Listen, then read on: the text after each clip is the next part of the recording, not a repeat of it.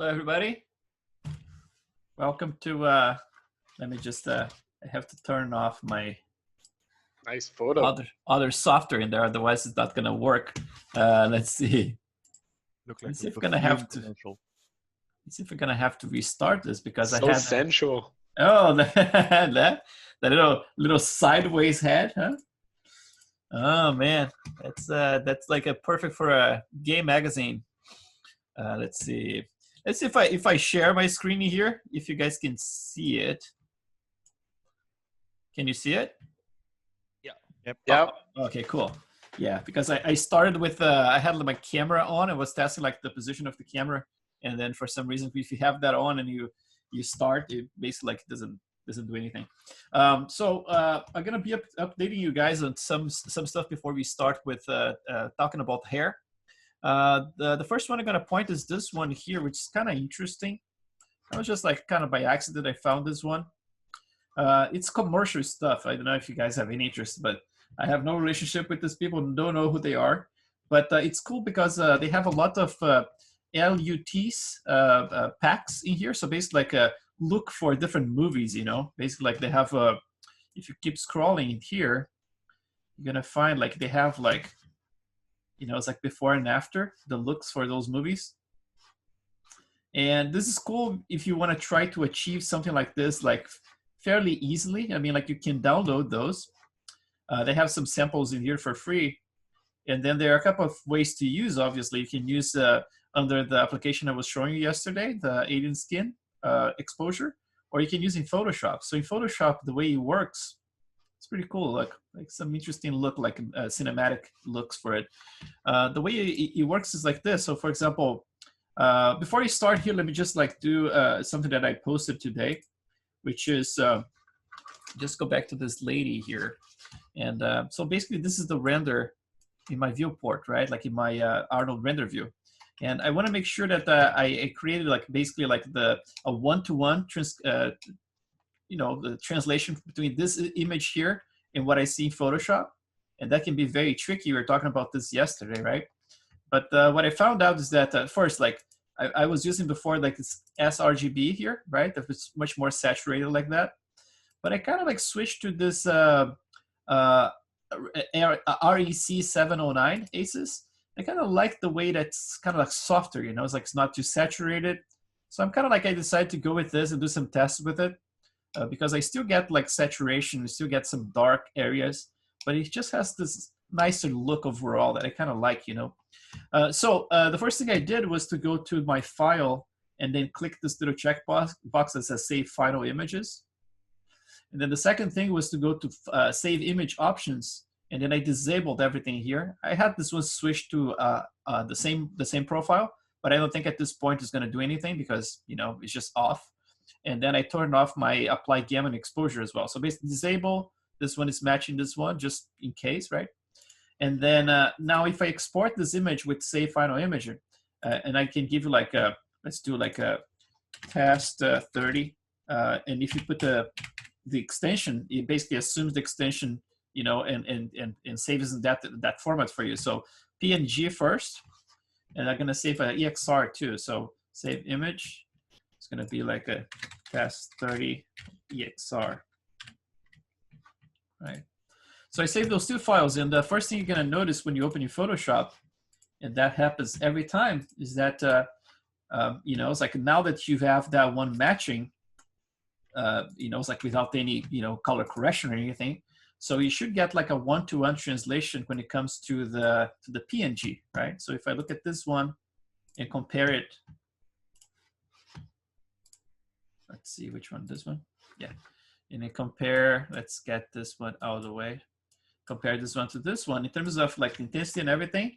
So the PNG should be like a pretty close, like to one-to-one, right? So we're gonna get like this one, or you know, close enough to look like something that's pretty much like out of the same output, right? And then, so this is the PNG. So we'll save straight out of it. If you look at, you know, the chrome spheres here, they look pretty similar as well. So what I did, I tried to actually match this PNG by using some color correction here for this map. Basically, like this one is exported in the XR, right? So the XR is normally looking a little bit more washed out because of, we have a larger gamma, and then it's 32 bits. So all the information is in there, all the darks are in there. It's just that it comes washed out in there for some reason. So I click this guy here, this little adjustment layer here, and then I just added the exposure node. And then I don't even remember, let's see if I have it here, which the values I used, but I have them here somewhere. Let's see, this one. Yeah, so it's like minus 007, and I just moved this one away. So that's basically like I did by looking at it, and then just like tweaking by hand, So basically like I did like a minus 0.07, very, very small value. And then this one here is like a 0.04. And then this one here is a 0.43, right? So those values here now, like this is basically like just a corrective, right? Using this little exposure. So if I bake this one now, let's try this. So I'm gonna just bake it. And when you bake something to 16 bits, because that's what you're gonna have to do, in this case here, I wanna match the 8 bits, right? So I'm gonna convert from 32 all the way to 8 bits. I'm gonna do an image mode. If I was about like to keep editing this one, I probably would keep either in 32 or even 16, so Alien Skin can handle it. But in this case, I just want to compare and show you guys the difference between them. I'm going to convert straight to 8 bits. It's going to distort it first. I'm going to merge the layers. It's going to distort the colors at first. It's going to look more saturated. But if you click this one here and just put exposure in gamma, then it basically like neutralizes, and it basically this is straight on. Exactly like I had in 32 bits, just converted to 8 bits now. So I agree with it. And now let's drag this one on top of the 8 bits image, the PNG, just for comparison. So like, let's put right on top of here. And then let's look at both of them as I switch. So this is basically like the converted version. This is the PNG. Converted, PNG. Converted, PNG. Zero difference, right? So it's basically like a spot-on match between the two images. So I don't know if it's gonna work for you guys. I mean, like maybe my machine, the fact that I use it, like I don't know, like the REC 709 is actually doing the trick in there, or maybe that's just like the the magic number in there to match, because I cannot see any difference between the two images with those values. Basically, Chris? yes. Do you know the tricks to compare like mathematically two images in Photoshop? No, actually not. If you subtract with one another, if you have a perfect black, you know they're mathematically the same. There you go. But you will probably display some value that is imperceptible. No, so yeah, let me try to crank multiply this. The value, and you will see some artifact, because that could help you. Look, if I expose it a lot, then I can see it. Exactly. That's like the areas that are the most different. And, we use that for calibrating some stuff. That's pretty cool, yeah, because like that way I can actually keep this one on top of the other one and just like find the exact number. But like if I don't crank this one, it's just black. It's like it's pretty much like a spot on. But yeah, I can try to do that. So I can do a comparison, like you said. I mean, like just to make sure that I reach like the perfect value in there. But it's almost like imperceptible, It's like even like zooming in, just switching is kind of like you cannot tell. Like I mean, it's pretty spot on. But yeah, there's definitely a difference there if I really crank the exposure. But it's something you guys can try, because there's a lot of talks about, like I said before, it's like I found so many discussions about like converting to aces and everything, and having the perfect result in Photoshop. And I think that that's as close as you get. It's like I can try maybe like to nail that one by using this trick in here, and that's a good suggestion. Thank you. And yeah, but that's pretty much what I did for my scene. So I was like, hey Chris. Yes. So I was just wondering, what color space is your Photoshop in? Just as a default? Oh yeah. Let's take a look. I think it's all sRGB. I think so. Basically, like edit color settings. So I have my monitor sRGB. All right, cool. I just wanted to double check. Yeah, it's basically all default. And then the image itself, let's see, assign profile. Yeah, sRGB working. So this is the one working, and then Adobe. But basically, like this is the one that I'm using there, working RGB. If I switch to sRGB, probably gonna get like, yeah, it's pretty much like a match as well. Yeah, sRGB is doing perfectly. Yep, nothing too fancy, but yeah, it worked. So at least like on my side, I'm happy because I know I can actually get like a pretty close result in there. So let's talk about the hair today. So the hair, we're gonna have to do a couple of things here first. One thing that I'm always scared is that my scene has some weird nodes in there. You know, it's like you never know how Maya is handling all this stuff that we are doing. Like I'm working this file for like weeks now, and I didn't save anything, right? I mean, like I'm saving it, but I didn't basically like migrated anything. I mean, like all this stuff, it's still there. Like all the nodes I created from the beginning, they are all there. And sometimes, you know, it's like sometimes it's good to just like do an overall cleaning of your scene. And I'm not gonna do it now, but sometimes what I do, I select everything I have in my scene.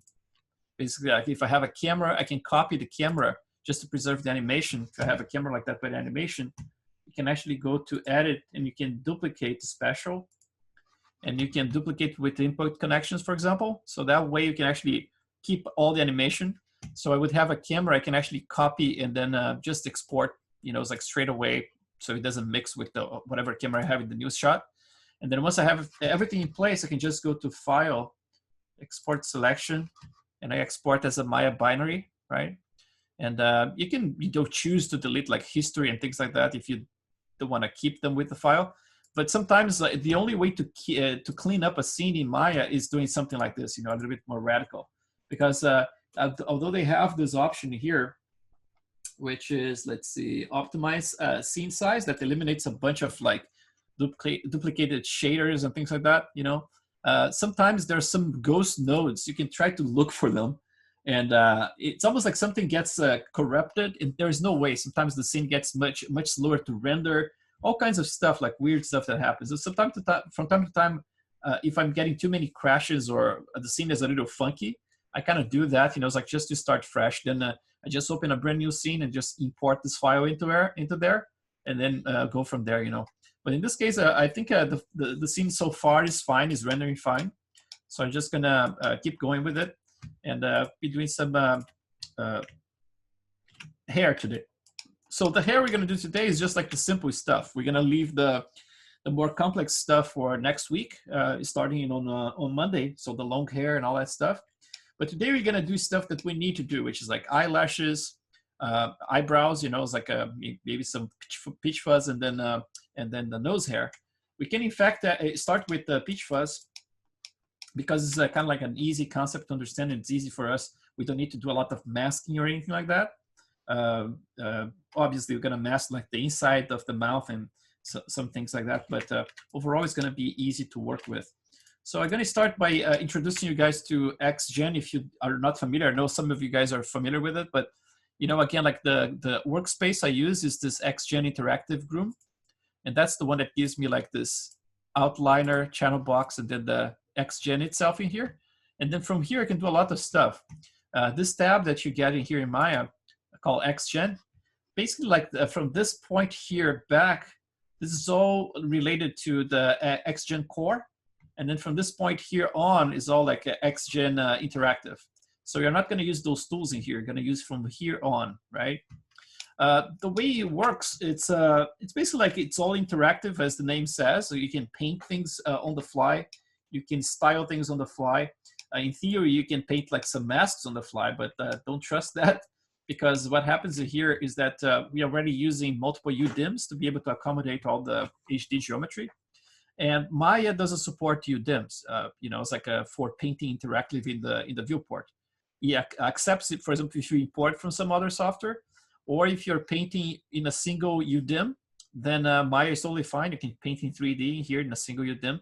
As soon as you put like multiple UDIMs, you cannot paint interactively in the model.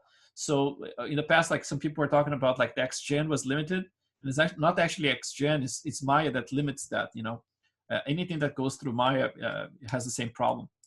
But we're gonna cheat that by going to ZBrush when we need some of those maps, painting the maps and just importing back in here, and that should be just fine.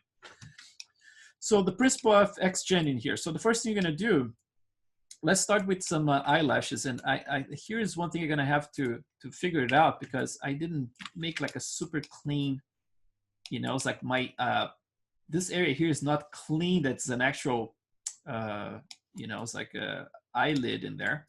So I'm gonna have to make sure I have this very clear, but I'm gonna groom anyway, even if I have to move stuff around later, because we have to get this stuff done.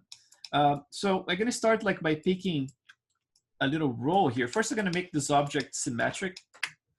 I mean like the selection symmetric. So right now, if I click anything here, it's not symmetrical, right? But its symmetry is off. Since the model is symmetrical in itself, I can just click this little drop down, click topology, and then I can click just like one point right in the middle, for example, this one here. Let's see if that worked. Oh, it's asymmetrical. So let's try again. Topology, click this one here. Now it's symmetric, right? So now, based like anything I select in both sides should be fine. So let's do a double click in here. Let's try. It's like it's not ideal in here, you know. It's like it would be ideal if this was like a perfect line going across. What I can do here, maybe I can just use some sculpting tools, and I can use like the grab tool. Let's try with a setting here that says grab silhouette. And then let's try this B to make it smaller. Just gonna make sure that I adjust. Let's see if it's symmetric. Not at this point. Let's go symmetry. Where is it? Symmetry right here. Let's do topology again. Silly that actually you have to do twice. And then let's switch back to this. Oops, where is it? This one. Mesh sculpting tools, grab. Okay. Let's try that. Okay, now it's symmetric. Let's go to get some of those lines. My intention here is to actually just make sure that this is following the curvature a little bit nicer. So I can actually select and be able to add like my eyelashes in the correct spot. And it's just smooth out. You just have to remember later to re-import this mesh here back to ZBrush so it's actually adjusted.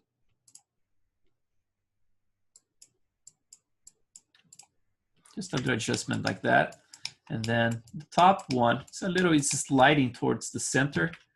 It'd be nice to actually get some of that stuff to go back a little bit. I'm not going to do like a crazy amount of work here. Just going to try to adjust a little bit. Even my smoothing here is actually not, let me just undo a few times. My smooth, actually I should be using like a relax instead. So let's just get this guy and just dock it right here. Just use the relax tool. So I can actually get some of this stuff to conform to the curvature a little bit more automatically. Even those guys all the way down there, they're kind of like out of place. Let's get that. But that should be good enough because the curving here is actually in a good spot now, and the lower one is good too. So let's just smooth this a little bit and actually smooth that one.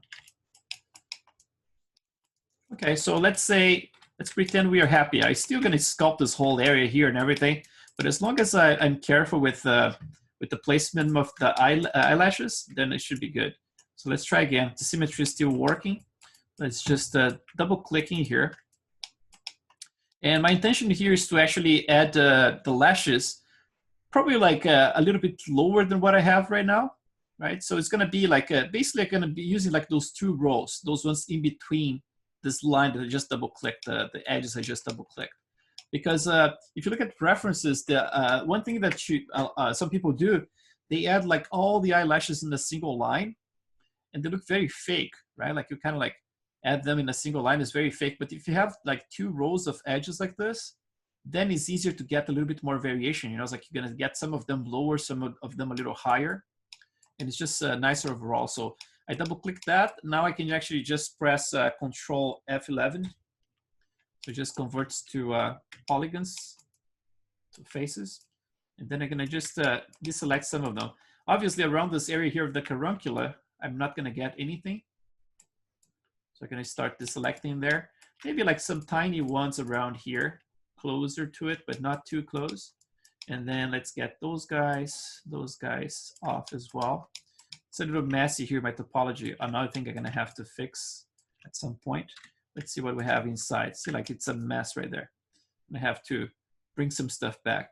Again, the cleanup, I leave it for later. For now, I have to show you guys how to do this. So now both of the sides have it, right? The selection. And again, I mean, I can actually expand this mask a little bit later, you know, by transferring stuff. I'm going to show you how to do that as well. I'm going to show what's the principle that that's behind like the way that XGen Interactive works. But so at this point here, I can start grooming this area. So let's add our first description in here. That's going to be create interactive groom splines, right? And now here, I'm going to just name like lower lashes, for example. And now the question is like how many lashes a human has, right? You can ask Google, for example, like average number of eyelashes. And you're going to get some interesting information because the number at the top is double than the number in the bottom.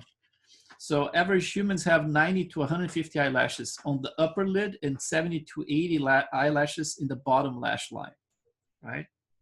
So basically, like this is for each one of them, right? On the upper lid. So plus, let's see. I believe this is like one per eye because like I saw some other sources and I think like they are like one per eye. So let's say, for example, like if you have 300 at the top, you're gonna have around like 150 in the bottom, right? Since I have both selected, both eyelids selected, I'm gonna try to find basically like 100 and 150 underneath. So see like the density in here, I have like 10 and it's giving me about 3 in there, right? So by calculating, let's see, like 10 equals 3, so 100 would be 30, right? So 1,000 would be 300. So let's try 500. That's not quite. It's going to be like 4. Let's see. Okay, close enough. 385. A little bit lower. 375. Passed. 380. I'm being just saying no here. 380. Okay.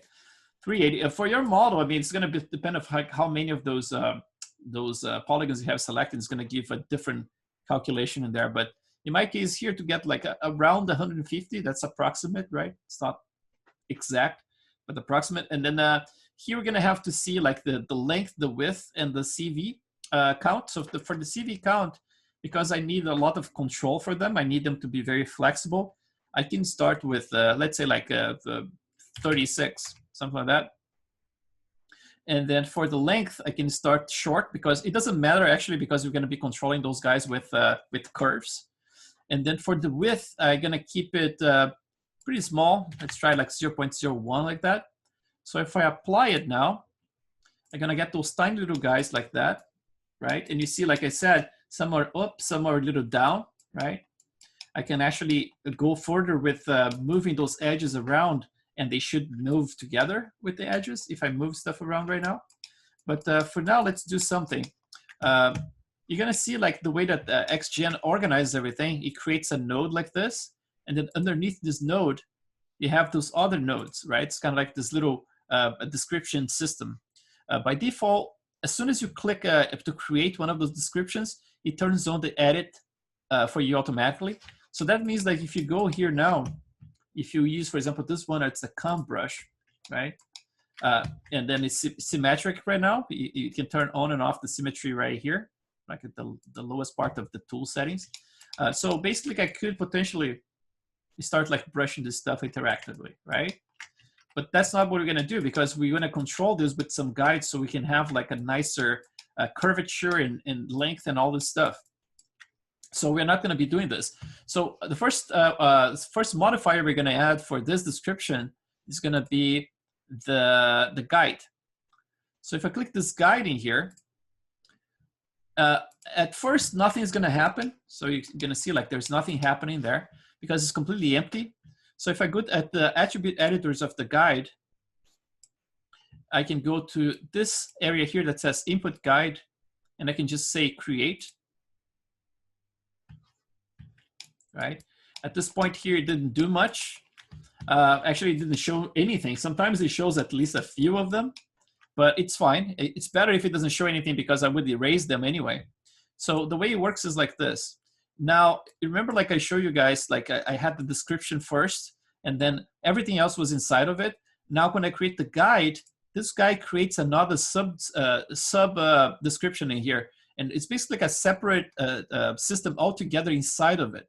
So basically, like you're going to sculpt the guides themselves. You can hide just the guides without affecting all the hair itself, right? All by using this one. But the trick is, every time you click in something, you want to edit that, make sure you click the edit button within that description you want to change, because otherwise it gets very messy very fast. If you start like having edit, for example, here you're trying to add, sculpt the guides themselves, you know, with this edit on instead of like the edit for the guide itself. So, and then one thing that I first do when I start this, I normally go to, you know, to edit. If by any chance, for example, you did what I did and you got already a couple of splines in there.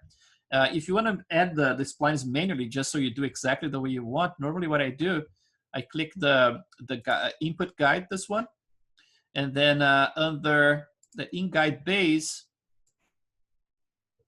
actually what you can do here, you can do, you know, it's like you can go, for example, to this guy, which is the density brush, this one here. So density tool, right? The density tool is one of the buggiest one possible. If you're trying to use like density brush to control stuff for the hair itself, sometimes it gets very, very messy and breaks things up. I think that's what happened with Stan Winston's eyelashes yesterday, show broken. But the use for this is pretty cool because what you can do if you go to the tool settings in here, you have a flood button, right? And then you can actually say decrease. And then this is basically like, imagine you have a bunch of guides in there that it was created automatically. That's normally what it does. But if you have them in there, you would just go to decrease and you could crank like the value here, idle all the way, and just do a flood, right? And that would eliminate all the guides that you just added, like the random ones. And now we can do, basically like you can add the ones we want manually. So to add the guide manually, you're gonna click this guy here, place tool. Let's make sure we have symmetry on as well. So symmetry on right here, object X. Now symmetry is on. And now make sure you have your edit on, that one, like part of the in guide. And then let's add one right here. So we added in both sides. So let's try to add another one right there. We're just gonna add a few, maybe like, I normally do 5, but I'm gonna do a little bit more this time. I'm gonna put one more on each side. So this guy, this guy, this guy, and then that guy, right? So it looked like they are very, very thick and everything, right? But the thing is, like, just like with the eyelashes in here, you can control actually the thickness of the, you know, the width of each one of the follicles and everything. It's the same with this guy here. You basically, like, he's treated as a hair system within a hair system. So if you click the top node, if you go to the scale, we can actually scale them down. It's just for visual feedback, right? So you can actually make thinner if you are more comfortable with that. And then in terms of the length itself, we can play with it interactively. So the first thing we're gonna do, you're gonna start like styling it. Let's do, let's actually reduce the length a little bit. So you see like all those brushes, you can just like rest your mouse on top of each one. You're gonna see like the subtitle in there. It says like length to. So that's the one we're gonna use. And then you're gonna go to your in guide base. Let's see. Oh no, sorry. Gonna go to your tool settings, and then gonna go to scale, and then the increments in here you can put negative. You can do like a tiny bit negative like this.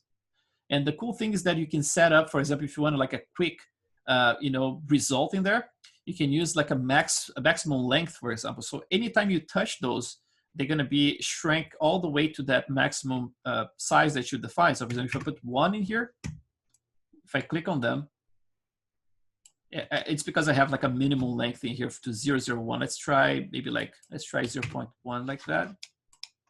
So if I shrink, they're going to stop shrinking when you reach that number, you know. So it's kind of cool because you can find, you know, let's say 1 here, and then the maximum would be 1.3.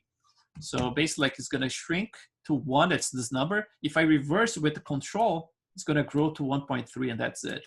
So back to 1, and then 1.3. So it's kind of cool. You can keep like some kind of like a limit in there, right? So with that in mind, I can actually make a little bit. Let's see, like the length look is a little bit too long. So let's do the minimum length at let's try like 850 and then 1. So maybe like 9 and maybe 8. Start like that, and let's make symmetrical. So let's just paint this one interactively. So it shrank a little bit, and now we're gonna go to this guy here, which is the comb brush, right? But before you do that, let me show you this. This is very useful as well. There's this little snowflake in there. And this one actually freezes stuff, right? So again, like if you want to freeze the follicles, you go back to the eyelashes in there and click this edit, right? But if you want to click the freeze the guides, you have to click this one and click edit in here. Always make sure you have that selected. Again, I'm going to do symmetry on. Each one of those tools have symmetry individually, so you have to set up for each one of them. And then I can start, for example, with the middle. So I'm going to paint those guys. You see they go gray, right? And then basically, like I only have access to that yellow one now. So I basically froze the other ones. And then if I do a comb in here from the side, for example, I'm going to bring this guy down. And I'm going to try to bring it down and actually towards the front like that. Make sure that it will open kind of like a fan. And then just gonna, if you want to make sure the curvature is perfect, you just like barely kiss the hair in there, just like with the tip of the brush like that. And then you can go back to the middle and pull up a little bit. So it gets something like this, right? So we're gonna keep like tweaking this more and more as we go. But for now, let's just make a little bit lower overall like that. And then maybe a little bit more to the only thing to avoid is like to make this kind of like S curve that I just made. Make sure that everything is always nice and pulled. It just like has the curvature, but without having a lot of you know, zigzagging. Otherwise, it looks pretty fake. So let's do this one first. Let's say if you're happy with this, I mean, like I could do it all at the same time, but I'm using this chance here just to show you how this thing works. Let's do all of them at the time here. So for example, with control, you just like deselect them, like unfreeze, right? So I'm gonna do all of those at the same time. It's gonna work the same way. Just bring everything down here towards like the outside like that. And then one by one, you can actually just like with the B and then click, you can actually select the size of your brush in there. So I'm just gonna bring this up slightly. And then from here, this gets a little bit more straight, like that. And then barely kiss the little edges in here. Another thing to notice is that, for example, like if I go to the brush fall off in here, it says screen. Sometimes like if it's volume, then it's not gonna, sometimes like depending on the angle you are, it doesn't obey, you know, it's like things get a bit stuck. So yeah, interesting. This one has a different curvature. I think you're gonna have to do both sides not in symmetry for some reason. That one is lower. Yeah, I'm gonna try to do individually. But first, let's do this. Let's do all at the same time. Oops. Do all at the same time here and see. And then I selectively, I'm just gonna adjust them. But let's start with all of them. So let's try pulling everything out like that. Okay, just unfreeze that one as well. Pull everything out like that and try to make a fan, like I said, kind of like that. Make sure it kind of reads nicely. Okay, and then now I can start playing with, for example, the scale of some of them. I can go to this one here, so the length we had before. And I can unlock my minimum length in here to be a little smaller, so 0.04. And for the increment, I can keep very, very tiny, like minus 0.3. And let's just shrink some of those, like this one, actually this one. Just bring it down. This one I'm gonna shrink quite a bit. Those ones right in here, they get very, very super tiny. And in her case, I mean, like she's probably gonna have like very thin stuff in there as well. But let's just do it, keep a little longer right here. And definitely smaller in the middle. The smaller here too. Make it a little longer this one. And then now let's do that again. Let's go to the side. And I don't think the symmetry is gonna work great in here for some reason, but I'm gonna do a little try.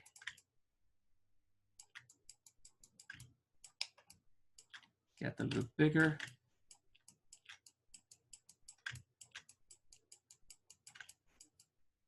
And then right close to the root, you're gonna bring it up just slightly.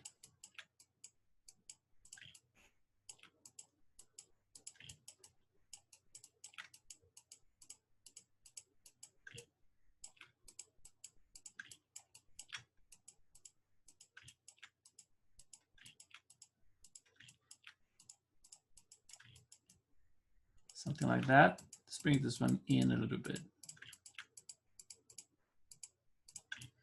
So now we have like a very, you know, it's like a crappy representation of it. So at this point here, I can keep going back and forth, you know, it's like just like maybe like adjusting, making this a little bit shorter again. You know, at this point, we're not talking about like super macro or micro adjustments on the follicles themselves. We're just looking at the, you know, it's like getting the shape, the overall shape kind of correct. And, you know, it's like they're probably going to be coming, starting a little bit lower than what I have at this point. I can actually, you know, do some tweaking here to show you, like I can actually cheat that to get a little bit more of an offset. So I can actually move those edges without actually moving the edges. But let's take a look at how we're going to tweak this now. So like I said before, if you click this guy here and you hide it, the top node, it hides everything, but the curves themselves stay in place, right? Same with this guy here. You can hide the curves and keep the hair itself in place, right? So at this point here, let's say, let's pretend I'm not gonna mess with the guides anymore, but make sure like you understand that at any point you have access to it, as long as you click the edit within the guide, right? But let's ignore it for now. And I'm gonna go to the top node, and I'm gonna add a modifier here. And this first modifier is going to be a clump right here, right? And you see that he clumped basically like everything.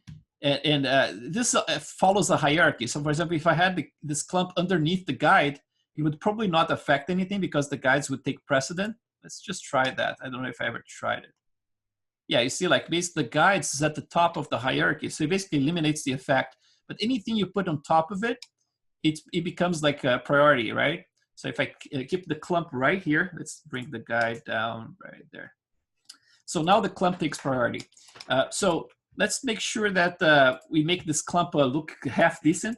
By default, I don't know why, they use very, very low you know, numbers in here. So the clump gets very weird like that, like just like a few of them. But if you scroll down under the attribute editor of the clump, you're gonna notice a couple of things here. You're gonna see like the first one is the density right there. It's just at 1. So for example, if you increase this number, let's say 5, right? You get like 5 of them in there. Let's say 10, right? So you can keep increasing it all. At some point, you're gonna look like, okay, I need maybe like 100 of them.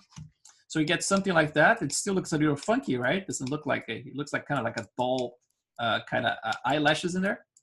But then we have some stuff we can play with here. The first is the way that things are clumping. So you have this controlling here, right? So you have like a curve. You can actually make things clump a little bit. I would not mess with the root because that would basically like break it. As you can tell in there, it's gonna get like this weird angles. Same for the noise. I would not touch this. So I'm gonna keep it where it was, which was like 0.5 right there. And then this one here, you can actually play with this and generate all kinds of like different effects. But you know, for what we need, I'm just gonna keep it around there. And then the clump itself has negative values as well, so you can bring it back to something like this. You can even go, if you crank this -1 to -3, you can still keep going with it, you know, you get like all kinds of different effects in there. So we're gonna use a combination of things here. The first one, let's tweak a little bit of the profile of the hair itself. And so that means we're gonna go to the lower lashes, the top node that we created. So the scale of the width scale here, I'm gonna keep maybe like a little bit lower than that. Let's try 0.08, still a little bit high. I'm gonna have to find out what's the best number in here. But the thing is, you still have a lot of control using the taper in here, for example. So the taper is gonna make the tips very, very thin like this, right? And also, if you don't wanna use that, you have access to the ramp itself. Again, if you play with the root, sometimes it's gonna get a little weird, right? But I tend to make the root, even though it's not maybe like physically accurate, I try to make it a little bit smaller overall, the root, just to make sure that it blends better. And then I actually use a spline, and then I click the next one. I'm gonna go bigger now, just like start a little bit smaller, go a little bigger, then a little bit bigger, and then go smaller at the tip, starting around there. So you get like this nice transition. Kind of like that. And then let's see, like, let's go back to our clump now. Actually, I can use this tube shader here that shows the viewport. It shows with a little bit more of a, you know, looks like little tubes now instead of like just a little line. And then at this point, we don't have a shader assigned to it yet, but we're gonna do it. But let's go back to the clump one. And we can mix a couple things here. For example, I can use like the negative clump at first. Something like, maybe like the number is not ideal for what we have in here. Maybe I can just, it's kind of clumping in different directions. Let's see, variance. Maybe like it's a little bit too much variance. Let's see, -3.5. Oops. 5. Huh, interesting. Yeah, I think the variation is a little bit high for some reason. But let's try with, let's go positive first. So we can use like different numbers and different passes here. So we can go a little bit high, but not to the point that they are touching each other, something like this. And then either we can actually clump them manually, just the ones we want. I can show you how to do that. Or you can add like, for example, a secondary clump. So I'm gonna click the top, clump again. And then this one here, instead of 100, we can actually use a different number. Let's say 70, something like that. And then we can use, for example, like a negative value in here. And maybe the mask kind of like blends with the previous one a little bit. Let's try.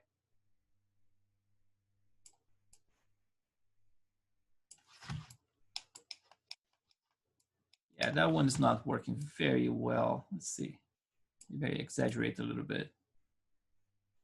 Something like that. Let's see. 70. I have to find a sweet spot here. You can also play with the randomness as well. But there's another node we're going to be using that should help, which is the noise. I think this one here, yeah, it's hard to tell. I mean, like what we can do with it, it looks a little bit too random underneath it for some reason. Right. But yeah, it's coming from that one, coming from this one. I think I like the negative value is a little bit too high. Let's start with this. And also let me do something here because you can barely see in there. So let's do render viewport. Let's get and put some anti-alias here. Oh yeah, that's nicer now. Let's even crank this one to 16. Yeah, so actually, at least you can see the things now. The curvature is not great at this point. I can tweak my, my curves a little bit further. But what I can show you here is this thing here. So you have this other brush that's a clump tool, right? But in order to sculpt and clump this, you remember that I have like the first node that I created was the lower eyelashes in here. It had its own sculpt layer in here. And then the guides is taking precedent on top of it, right? So it doesn't matter if I click this edit here, and if I try to edit this stuff, it's not gonna do anything because the guides is overriding it. So I can add a different sculpt modifier now. So I'm gonna click add modifier, and I use a sculpt. And now this one here, if I click edit, this one is gonna override anything that's underneath. And remember that each one of them has a slide, so we can actually blend this with whatever is underneath. So let's do this. Let's just make this brush very tiny like that. And you can do, for example, you can get this guy here, like the clump brush. And then you can go to the intensity here. So for example, like use a very small value. And let's get a few of them together, for example, those two. And then those two right there. So you can actually interactively just like clump exactly what you want to clump, you know, so get like 2 and 2 like this. And then still at this point, we don't have a lot of scale variation, right? Everything is very similar. I'm gonna show you how to do some scale as well. But the cool thing is that this one, you can actually design the clump the way you want, you know?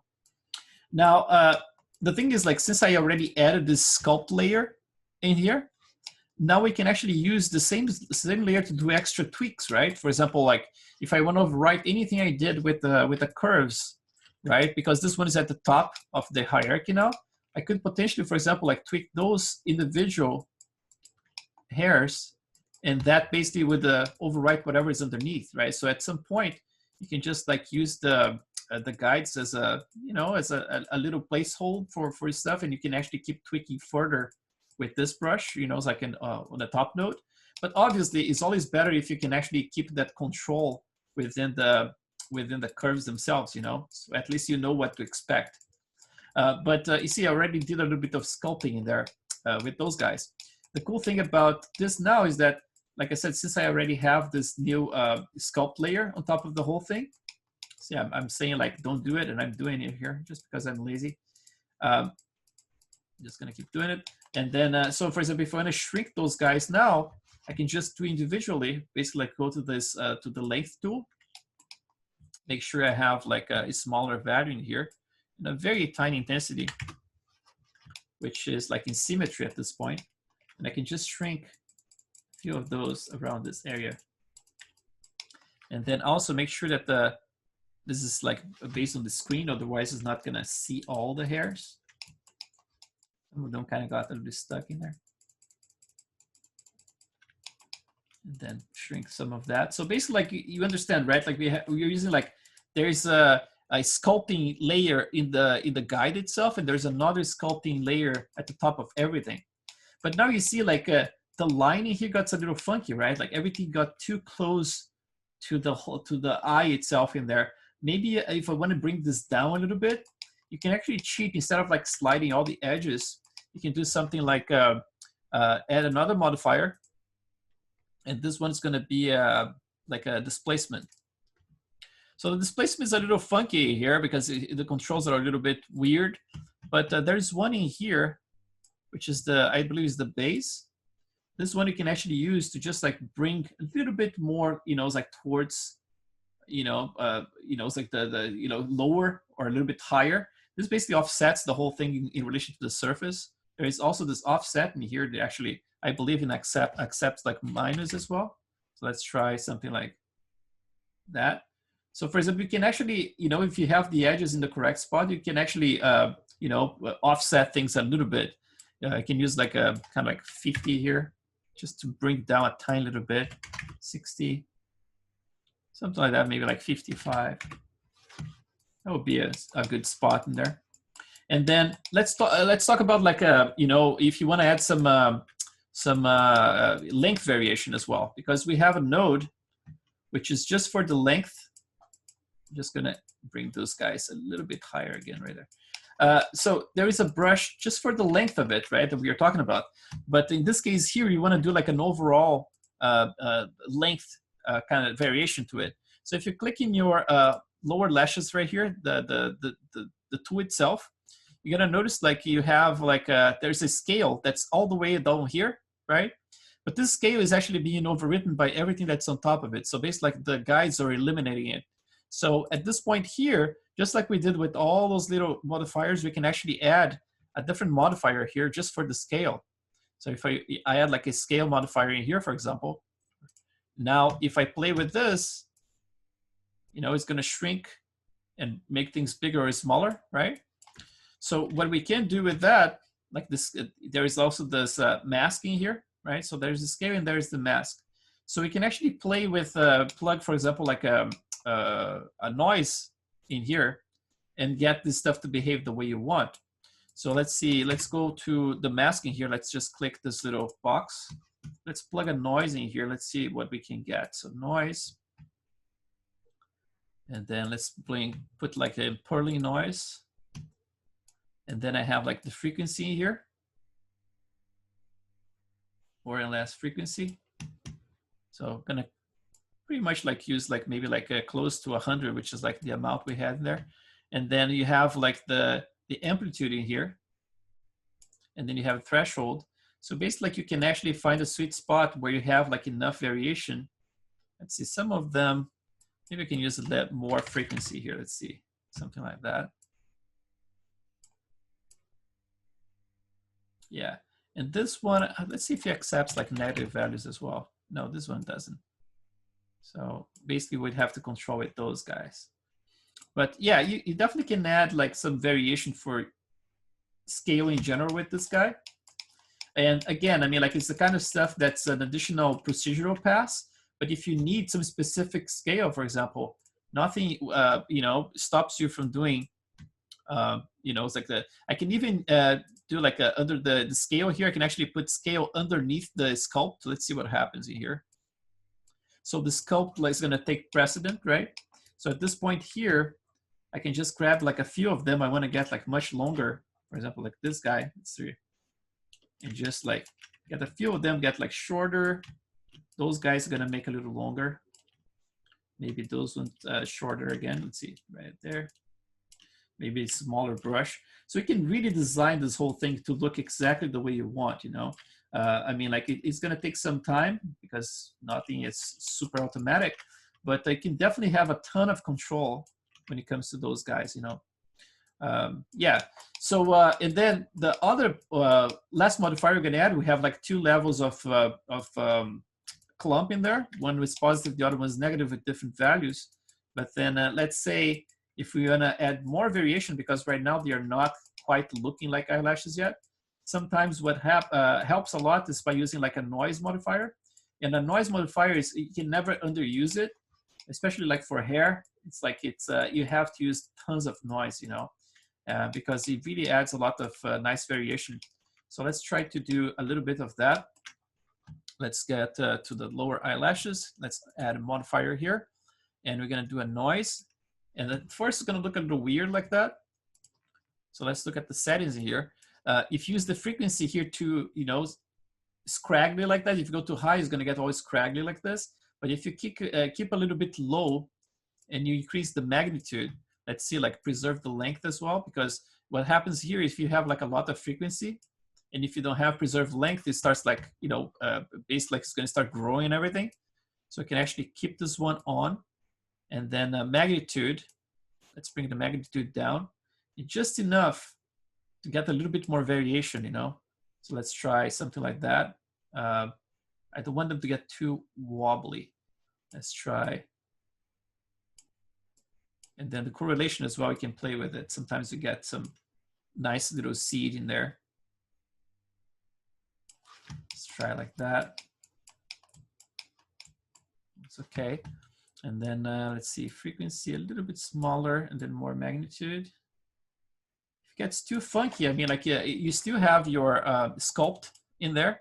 If you want it to be underneath the sculpt, you can actually move it down here. And then you can still sculpt to fix some stuff that looks weird, you know, it's like maybe a little, you know, little tweaks here and there to look a little bit more natural if something got a little too funky.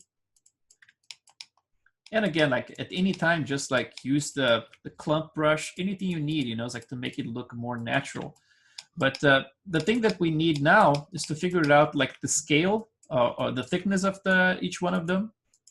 And also, you know, it's like some of them have to almost disappear, because like especially those ones, I just like went and I made them to look very, very small, but they're still very thick, right?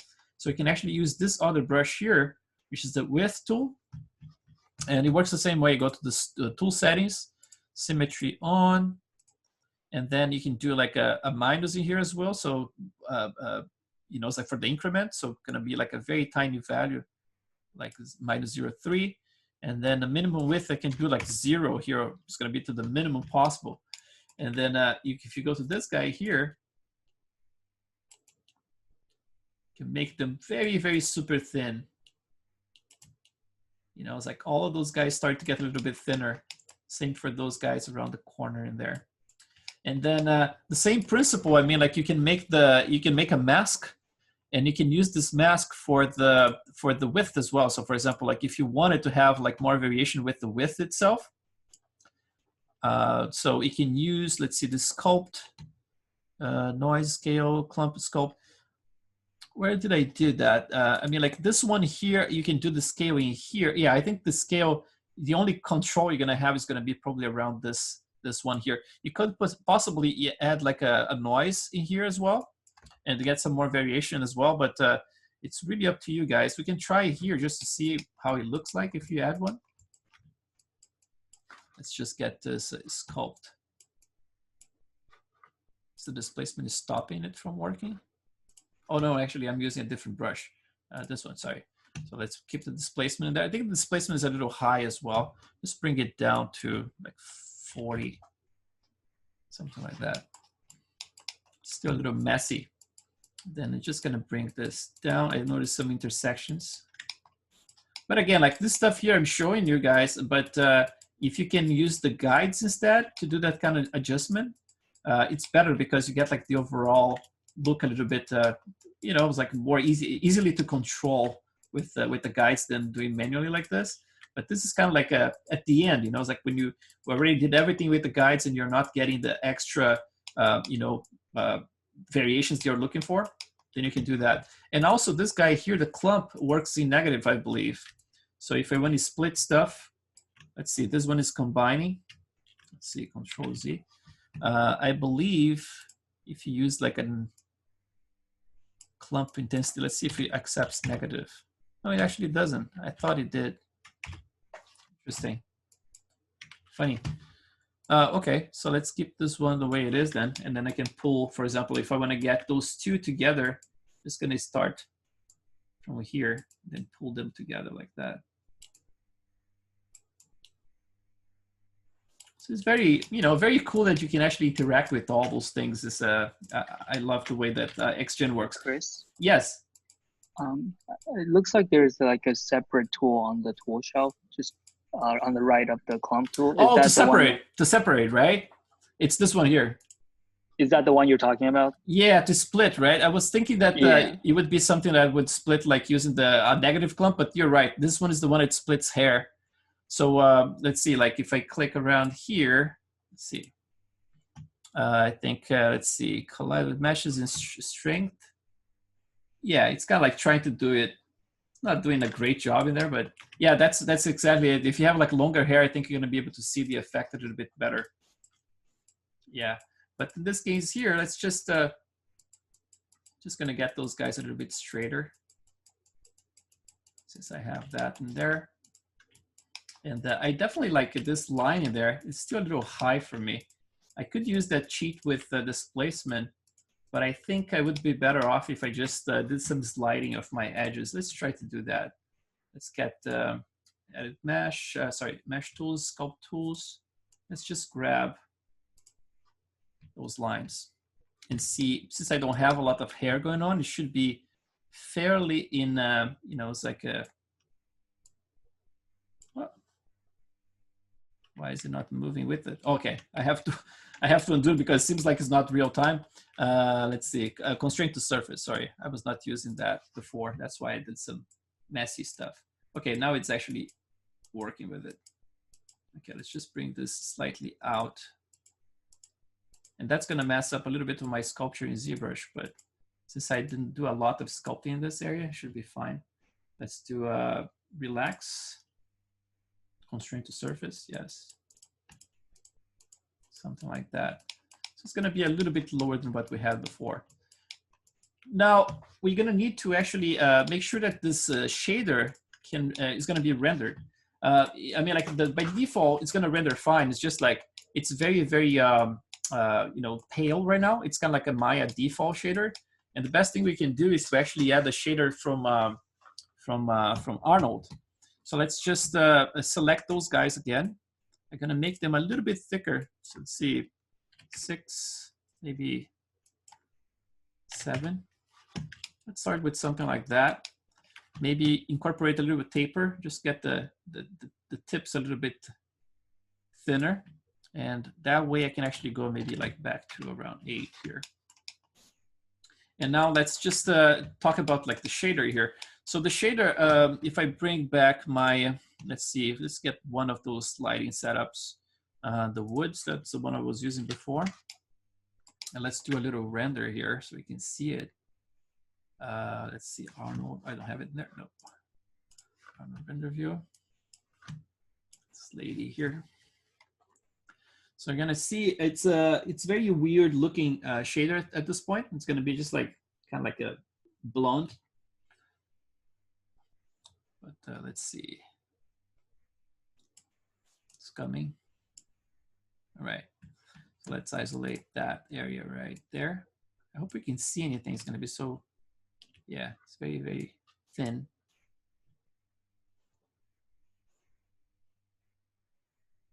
I don't have a lot of samples in here, so sometimes you have to incorporate more samples, right? But you see they are pale and they have like this almost like transparent edge, right? Like the, you know, the tips, right? So this is basically like a Maya default shader in there. So we're gonna do something better. Let's incorporate some more, you know, physically accurate shader, which is an Arnold hair shader. So if you go to your shader here, you're gonna go to, let's see, standard hair. Before you used like AI standard for everything up to this point. But now we have this one, I'm gonna just put a name in here. It's gonna be eyelashes. I can even do like lower eyelashes.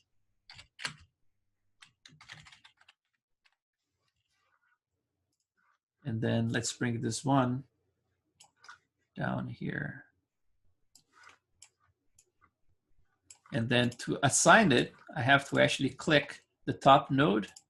So this one, lower lashes, and I'm gonna just right click, assign material. And now they're black, right? So they're not that.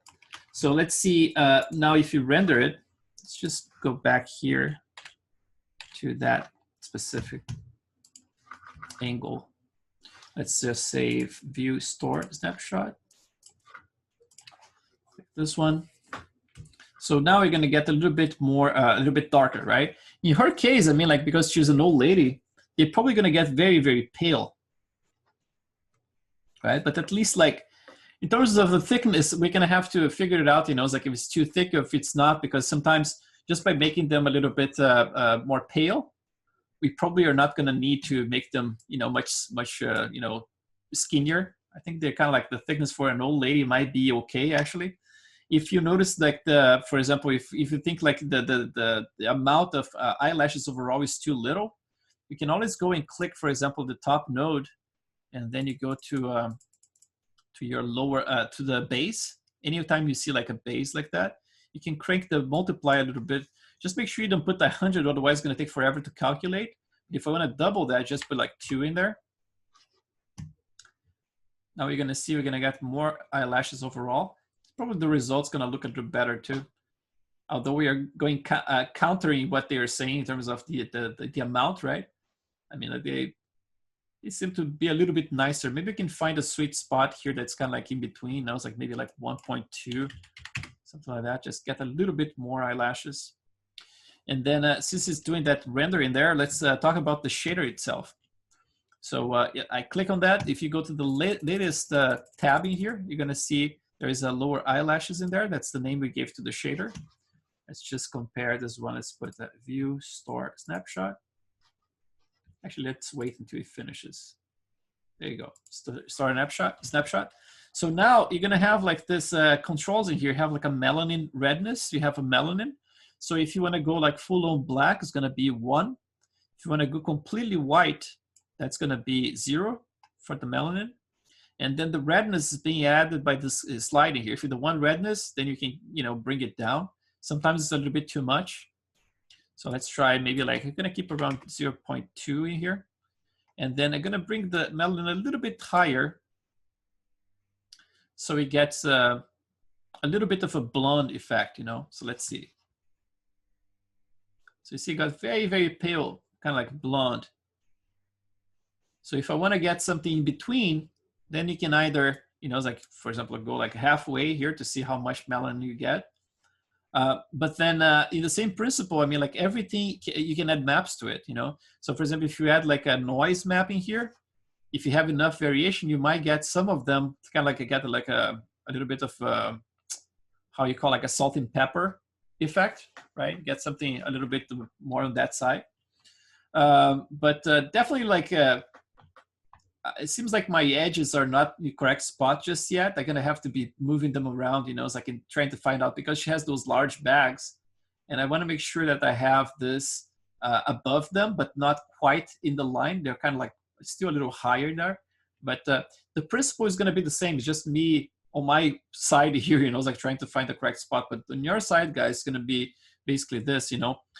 In terms of what you can do with this, it's basically like you have like infinite possibilities, you know. It's like you can, if something got a little bit too crunchy, you can actually make the hair straight again by using this brushing here. So for example, like if you had a lot of noise in there, and then make sure you have your edit in there. So let's click this one and then go to tools, preserve length, for example, I can use, and then smooth curvature. So basically like, hello, sir.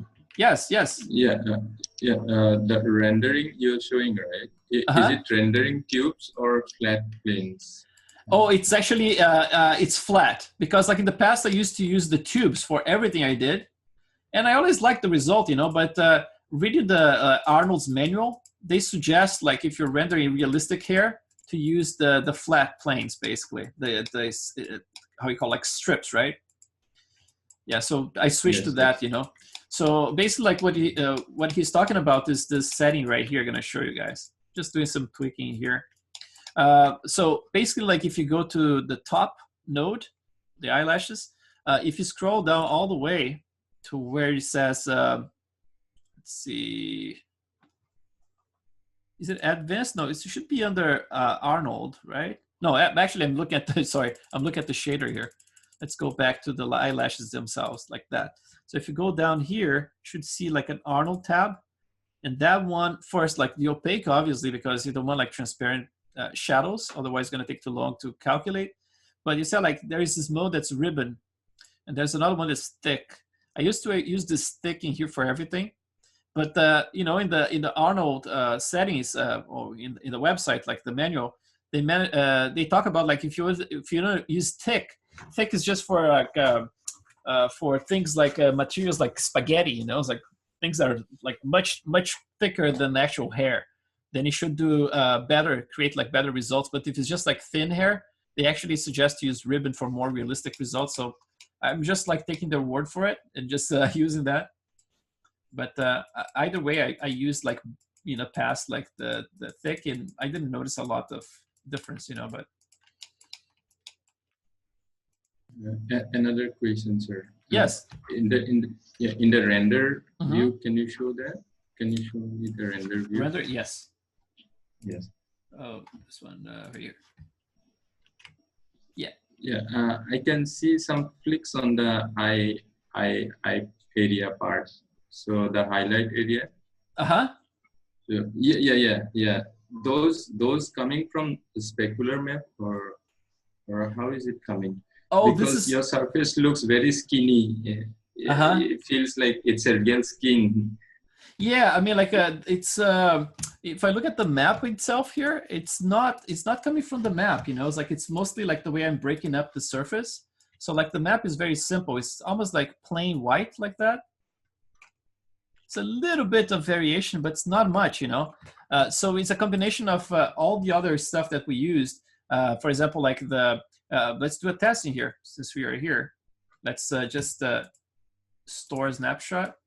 And then let's keep this one playing live like this. And oh, I changed the position here. Let's see if I can bring my camera back to position. Let's see, like that. Some more, let's see. Where was my camera before? I hope I can find the same spot because I want to make sure we can compare. Almost there, no? Oh. Anyway, I can just move it manually. I thought I had an easy way to actually find it here. So let's bring it back around here.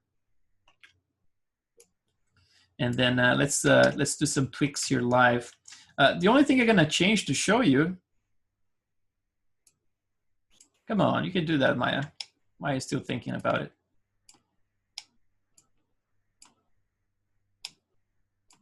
Okay, something like that.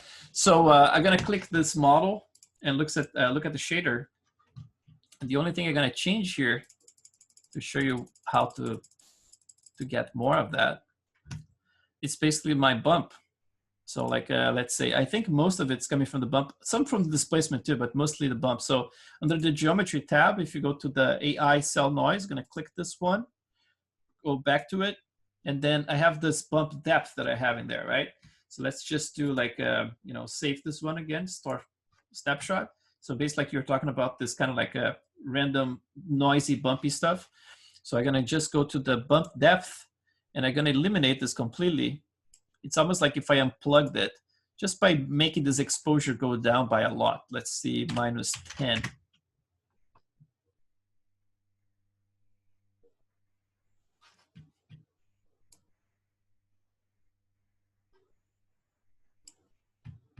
So if it's not going away, that means that's basically coming from the displacement itself. So let's say we can compare it. Let's see from there to here. So yeah, that one is breaking up a little bit further. So that one is probably coming from the displacement. Let's see if we can do something here to see exactly what's happening. I think it's a combination. So this one definitely made a difference already. So the micro stuff is actually, see like the extra speck that you're seeing right around here kind of goes away if I remove my, my micro bump. But let's take a look at the displacement itself. So if I go to a way to actually see, let's see if it's gonna work for us. If I click this guy here under the render settings, and then I'm gonna go to diagnostics, and then I can just say ignore displacement. Let's see if it's gonna work. Sometimes it doesn't quite work, but let's see. I'm gonna save this one again as a reference, store, and then I'm gonna just click this ignore displacement.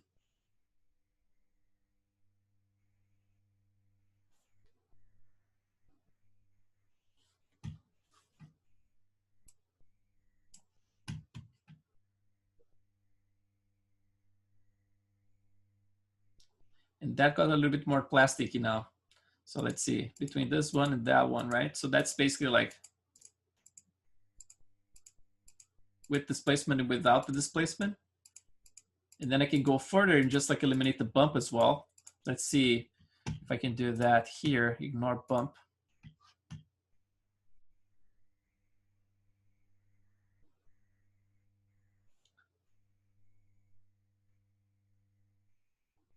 Yeah, so between this one and this one, definitely get more breakups.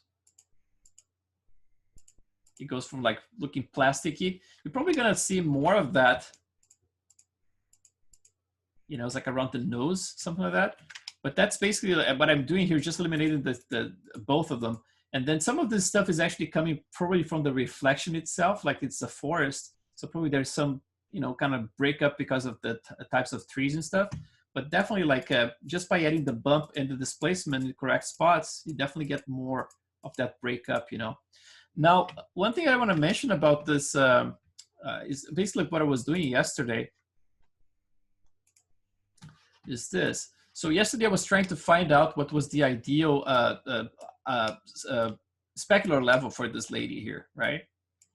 And then I thought about like, okay, so if I keep tweaking this back and forth between all those lighting setups, it might be a little bit tricky to nail exactly what I want.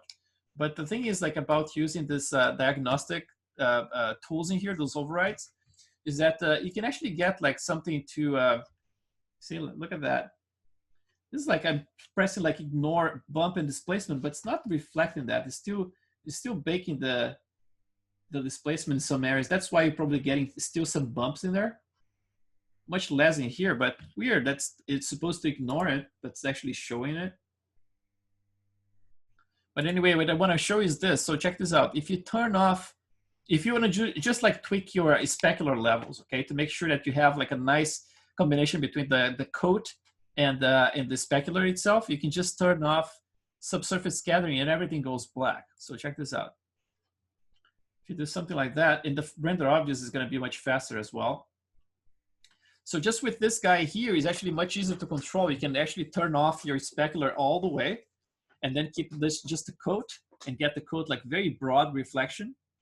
And then you can invert it and then just get like the nice specular as well. And then after that, you can combine everything, you know, and then you get like a nice kind of like a balance between everything. For example, for me to be able to paint things manually in ZBrush and bring back in here was much easier to actually see this way. And then see like, okay, I need much more spec around this area, for example, or some more in the lips, you know. So it is very cool, you know. It's like, obviously you have that option here under Arnold, which is like the debug shading, right? This one can be useful for certain things. If you do like want to do like very fast to see, for example, if your micro bump is working, right? You can actually go and, for example, zoom in very close like this, and then really analyze what's happening in there, you know, if it's actually breaking up the surface in between stuff or not. Same for, you know, occlusion and lighting. So everything with lighting here, which is like, this one is a little bit strong right now. Occlusion, let's get back to this, occlusion. And then obviously like normal map, UVs, primitive. This one is actually cool to separate stuff. That's so weird that the way that broke up in there. What is that? Primitive ID. It was supposed to be like a single color in here. Huh. Actually, no, the object is a single color. Okay. Very weird. Yeah, but this one is very useful for, you know, just like double checking like a bump and stuff like that. You know, it's like the displacement, just to see if things are in place. But yeah, so there are like two ways to diagnose stuff. It's either using the shader debug in Arnold, or this other one in Arnold, which is the diagnostics part, you know, just like you can get different help, ways of helping there. So let's talk about the rest here. So the eyelashes, basically the approach is the way I did in here. And then obviously I'm gonna keep tweaking stuff manually until I get like the result I like. I'm probably gonna be, you know, still sliding some stuff around here, maybe making sure that things are a little bit more straight in some areas. And just remember that all this stuff works with slides, right? So if you go back, for example, it blends with whatever was underneath it. So, you know, same thing like for the sculpt in this, like not this one, but where is the guides, right? So if I did anything with the guides in here, so the guides basically like, this is all part of the history of it. So you can actually play with it, you know? And then every time you add a new layer, you always get like this, this little adjustment you can do. Although I have all this stuff on top, this is still the basis of everything, of the shape itself, right? So if I need to go back and edit my guides, I can just click the guides itself and then click edit. And then we are back in business, you know, it's like doing the whole thing, like moving stuff around. And obviously on top of that, there's the noise, there's the sculpt that I did and all that stuff. So everything's going to be taken into account, you know, it's just like the base of it's going to be easy to tweak like that. Now, this is very useful if you're using like just like putting eyelashes, because it's just a little bit of geometry, right? It's not like a big deal. But if you have like long hair and all kinds of stuff, then this might become like super slow. If you imagine if you have a lot of modifiers on top of it, it's going to get very super slow to deal with, you know, it's like with all this stuff on top. Then I would say like if something gets very slow for you, try to turn off some modifiers, especially the clump one. The clump adds a lot of weight to it. So if you turn off the clump, for example, now and the noise is another one, the clump and the noise, they add a lot of weight to it. So you could potentially keep like tweaking stuff and then at some point you just like turn back them on like that. just so you have it. But you know, just one thing to keep in mind. But let's pretend the eyelashes are cool. I would basically do the same thing now for the top eyelashes. But since we did in there, I might actually reduce some of that stuff anyway. I think the edges I picked might not be optimal. But I would do the same thing for the top ones. I would just like name upper eyelashes. Same thing, like select all the faces in there. Click like create interactive groom. Make sure you have the right number, right? So the top would be probably like around we use like 300. Actually, we use 300 for the bottom, right?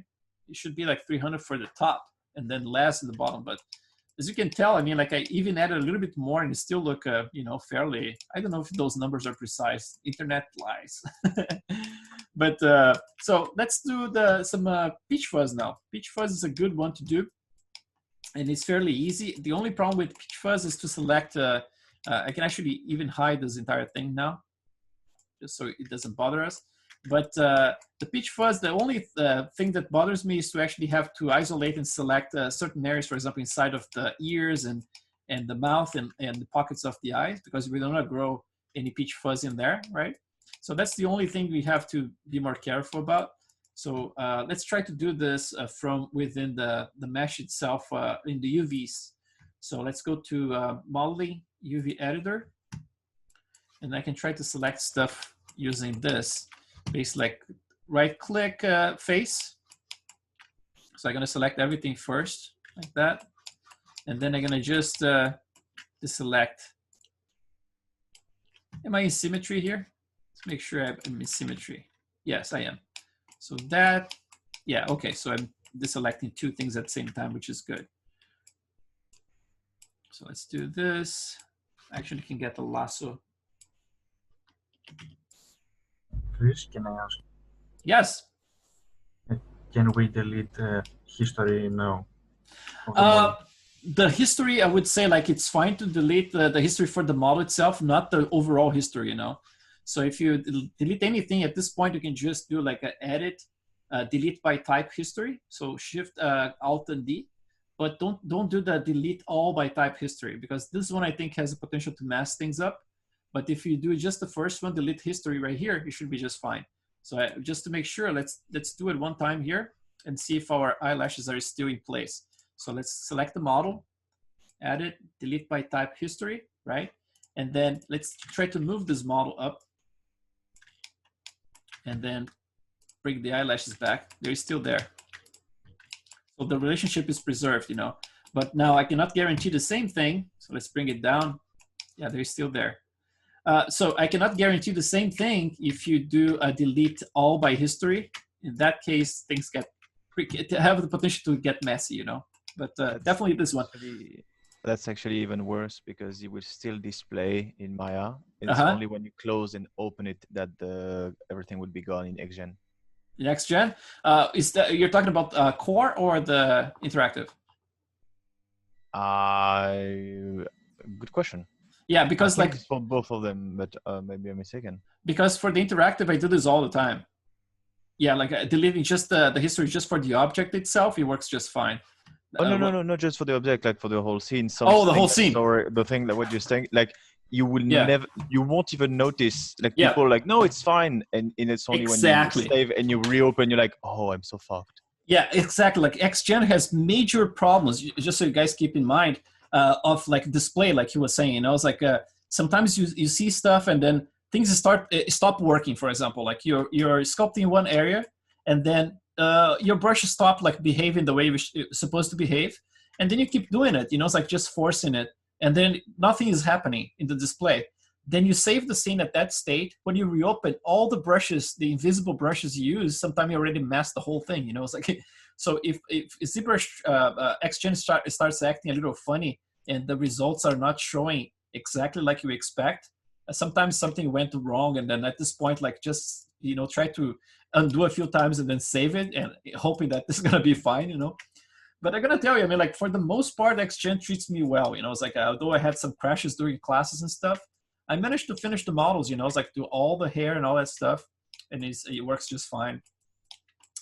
One thing that I tell people to do is this, like to create backups, you know. For example, like if you click the eyelashes in here, let's do a simulation here. One thing that might happen, it might wipe some of the modifiers, but at least like if you have something that's finished, you can do this. Let's save the scene before I do anything stupid here.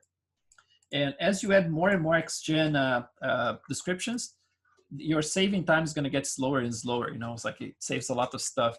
So, so I'm going to select the eyelashes. I'm going to go to descriptions, preset, and then export.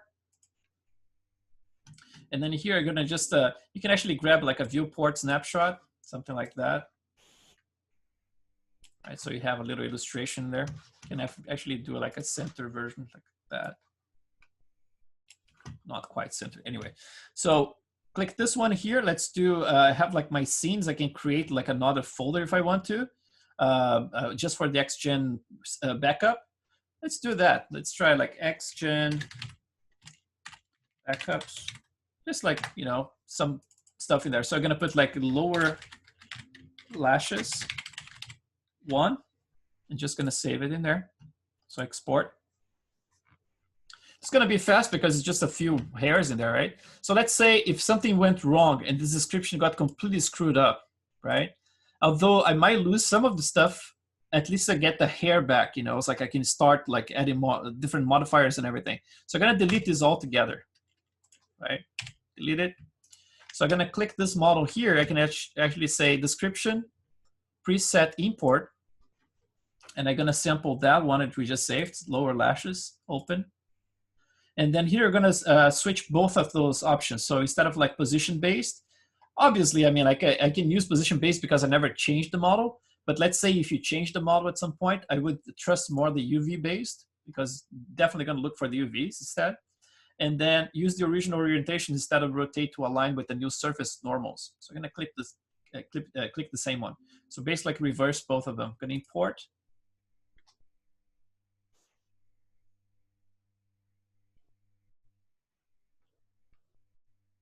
And even like if you import like a bunch of hair, I think like it always takes a little bit of time to show it.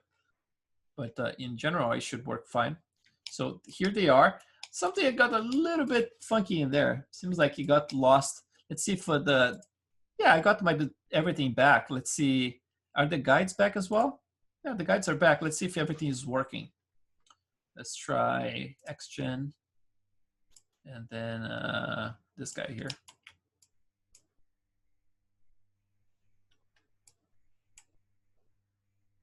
Yeah, it's working, but it's way slower than it was before. I never noticed that. Let's try to get like, just hide like probably displacement and then noise and the clump, like I said.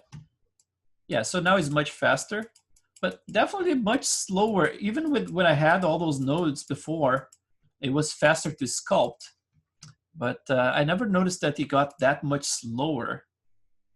So it's something to keep in mind, you know, it's like it can definitely make backups like that and recover stuff. But for some reason, yeah, it gets much slower than it was before. Huh. I don't know if this is new actually, because I don't remember having this dragging performance like that. I'm glad we saved the file, but yeah. I swear, man, every time Maya tries to fix something, they break another 3 or 4 things. And the price doesn't go down, right? Like it always goes higher. They just raised the monthly payment by $10. I just noticed that I was paying like $195 for those classes, and then now it's $205. They don't have any competition. Why wouldn't they? Exactly, man. It's like, it sucks, man. Like 20 years, like the software exists, and more than that, and it's still super buggy. Like I swear. And meanwhile, like you know, look at this. So basically, like this one, I'm sculpting with all the modifiers on top, and it's working just fine. But surprisingly, when you import it, now it becomes super slow. So I don't know exactly what's going on in there. Anyway, let's move on into the Peach Fuzz. So Peach Fuzz, let's go back here. Select the entire thing. Let's go to my Windows Modeling UV Editor. See, display problem again. Look at that. Cannot see anything, right? Click again, and then it shows up. Oh, Maya. So select all the faces. Make sure I have my symmetry on, which is not. Symmetry is off now. Just click symmetry by topology. That one. Now it's symmetric. So let's go to faces. Select everything. And just gonna get rid of some of those parts here. For example, another thing I can do here actually should be easier. Since I have everything in partitions here, let's just try something. Let's see if I get, for example, select the UV, like one UV in here, then inside of the mouth. Let's get some areas I don't need, like this one underneath. And then some, you know, the eye sockets, like that. Well, socket is already selected in there. Let's see, nostrils. I don't think I need to put peach fuzz in there. Although I could potentially, but let's eliminate that. Let's do just actual hair in there. And then the pocket for the mouth I already selected, I believe. So let's just do this control and then right click. You can just say to shell. And now you selected all this stuff automatically. Hey, Chris. Yes. You know that nowadays, if you double click the shell, it will select the shell? Oh, that's cool. So like just like double click it? Yeah, I think I think you need to be on UV mode, yeah, and it will just select that one. Oh, that's pretty cool. Yeah, I didn't know that. I think it's new from like 16 or 17 or something. Yeah, look at that. So double click, yeah, it definitely works. Very nice, thank you. No worries. Yeah, I got like some display problem in there. Look, it's seen through. Sir. I have to change the camera clipping in there to solve that. Yes. Hello, sir. Yes. Yeah, one small question about UVs. How to relax it in a nice way? Because I'm not able to get very accurate. Because I'm a Max user. In Max, I find it very, very easy. Relax. Maybe some tool I missed out or something like that. Yeah, I mean, like it's always like a trick of like how much you can force things. Let's see. Let me just see if I can finish this thing here. It's gonna be hard for me to show you right now, but let's see. You can finish this one, then you can show me. Okay, yeah, because I definitely have to assign this stuff before. Okay, yes. And then let's just see from the inside here if I got everything. So I got the eye sockets in there, probably like those eardrums. It actually works from here too. Look, I'm actually double clicking here. Oh, cool. Yeah, I wasn't sure about that one. Yeah, that's pretty cool. And then, and yeah, pretty much like I think I selected everything. Let's see the inside here. Yep. So from here, I guess I can just convert to face. So Control F11. Did it work? Yep, it worked. So let's go back in here and then let's just reverse it. So I believe it's just shift, right? Yeah. So basically like everything is selected, but those areas, but still like inside of the ears, we're gonna have to eliminate some of that stuff and probably like the eyes as well around this area. We don't need that. So let's just go to this little brush in there for selection. Make sure that we have symmetry on. Is it on? Yeah, it is. It doesn't show in there, but it's on. So let's see another bug. So let's see right here. Let's just eliminate some of that. And then can even re-add some of this around here. Oh man, what did I do? That's the wrong button.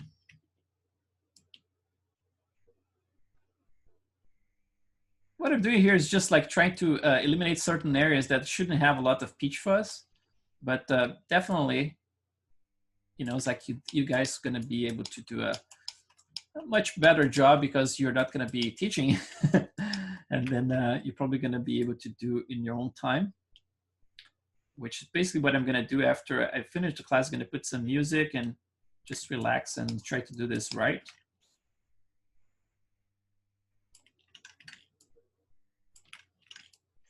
Can you grow this stuff based on a mask? Yes, I can. I can grow the mask. I just don't know like how precise this is going to grow, like based on some other regions that I have, but definitely can grow. For example, like if I have something like this, let's try this. Actually, the opposite, like that. right? But I don't know exactly like in certain areas how much I would grow around it. So I'm just gonna eliminate some of that by hand. Same with those guys here. I'm gonna try to eliminate some of that inside of the ear. And then keep this area here with a little bit more room to add some of them if I need to, and then I can shrink them. But just the waxy part, I'm gonna keep like very bare, like that. Maybe I can re-add some in there. And then that's basically it, you know, it's like just eliminate some of the eye stuff. And then the pitch fuzz, if you do it right, they should be so thin that you should not be seeing too much. You know, it's like if you look at the Stan Winston model I showed yesterday, it has way too much, you know, it's like you can actually see it all the time. And that's too much. It's the kind of stuff like you add, and then I was like, oh, since I did all this work, I want people to see what I did, you know, it's like, but then you add too much and then it becomes too fake. So basically, like that's what I have for the lady here. Now, in terms of creating it, it's the same thing. So interactive groom splines, and then I'm gonna just call it like peach fuzz, or like you can actually call the name of it. So vellus hair. This is actually the name that people call it.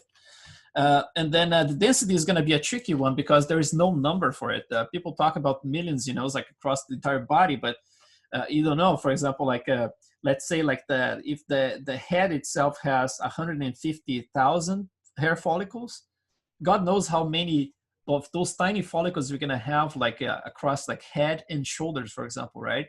And I have to be like an estimate, and it's still going to be probably like cranking this number like crazy, like using the multiplier later to actually increase a lot the number of them. So in terms of the thickness, the minimum basically like it's going to accept here is 0.001. If I put 0.001, it basically shows as 0.0, right?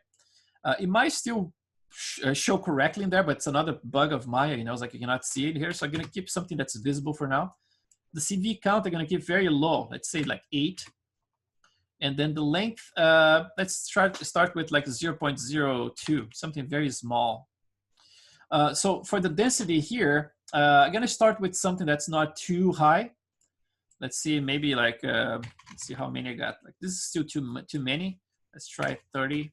So I got like 85,000, which seems like a huge number, but it's not enough to represent everything that I have here, right? So you're just gonna apply it. See like what we get here. So with those values, we got like those little dots in there. The thickness is very, you know, it's very huge so far.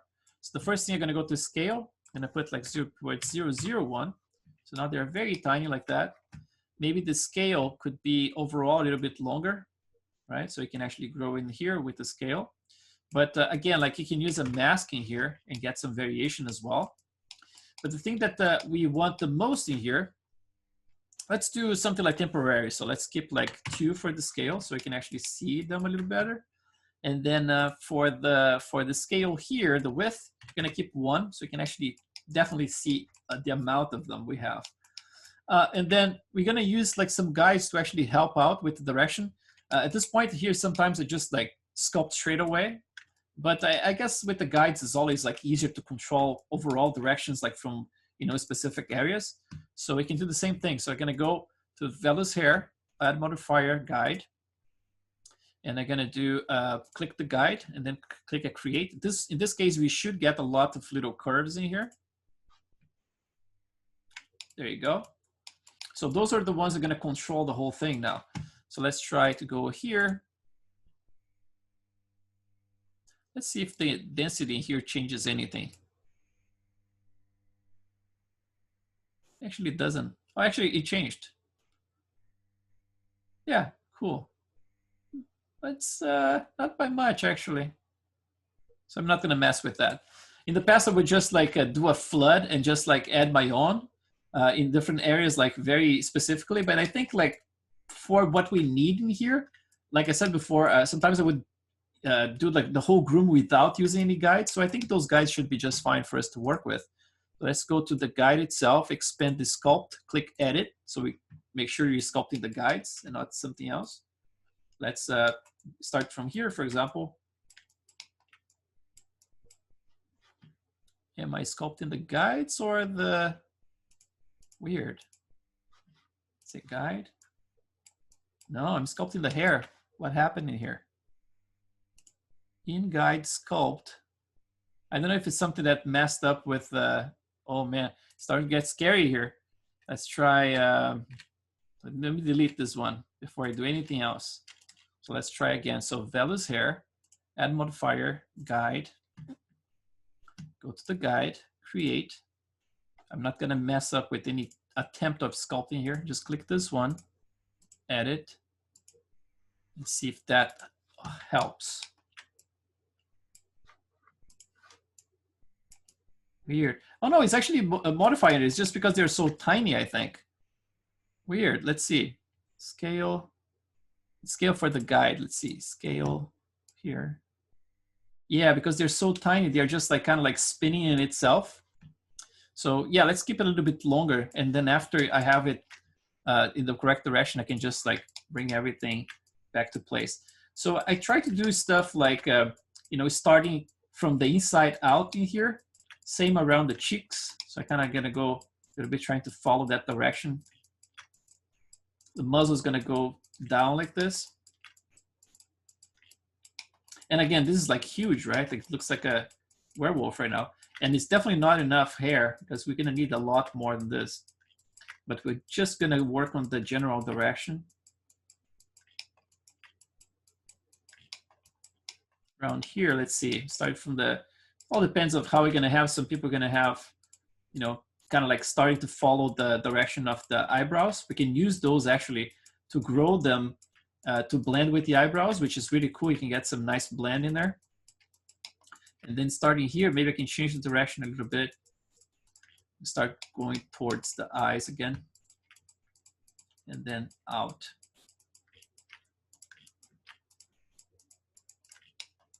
Something like that. Start going down here. Some people have this going all the way up, right? And then it creates a little point like that, kind of like the immersion there. It comes from the top down. And you get this little direction in there. And then obviously this stuff we're gonna have like a little noise modifier later. And so things are not super straight or anything like that. You see like I'm brushing this and I'm not too concerned it's gonna penetrate. There is a setting here actually in the sculpt. Let's see this guy right here. So let's see under, actually if you click this one here, which one is that? I don't remember. So sculpt, actually, sorry, it's under the tool. So the tool settings, there's a setting here that says collide with meshes.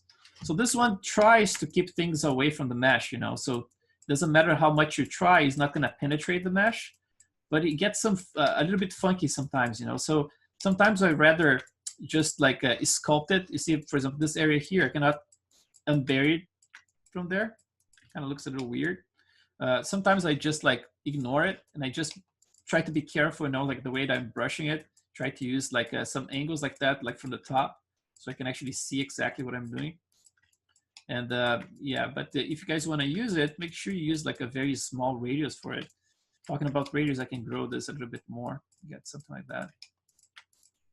So basically like this is the principle, you know, it's like it's just like use the guides just to get like the ballpark of like the direction for everything. And it's gonna be different kind of the character you use, like not the, you know, type of character, right? Like if you use like for a kind of like a not so human, you're probably gonna want to have some more design when it comes to hair. But in humans in general, you're gonna get like almost like following the direction of the hair you have in your head already, right?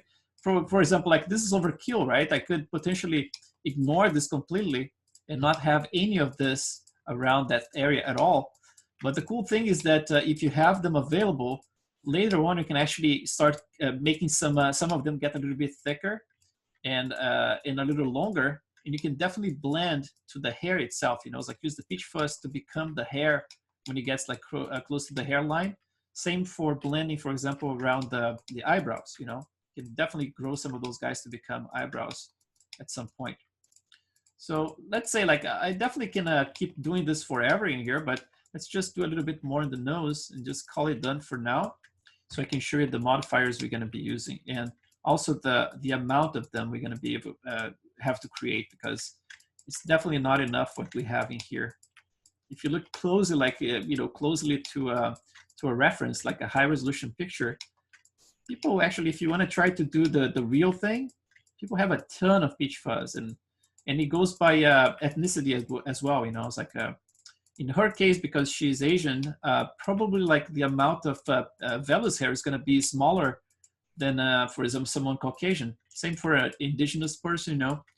It seems like there is a website I found. It's just like people doing research for creams. It's like the way topical stuff like medicines, right? And then it was funny because I found kind of by accident, but it was exactly talking about the vellus hair, because they need to know exactly the type of ethnicity in how the vellus hair happens, like in different types of bodies, because they need to create something that's highly absorbent, right? It's like, so for example, like if you drop that liquid in the skin, you have to make sure that the skin is going to absorb that. And that's why they start like studying like the amount of vellus hair, it's like the pitch fuzz in different ethnicities. And then they have those tables in this website that they posted that have like, it's like for,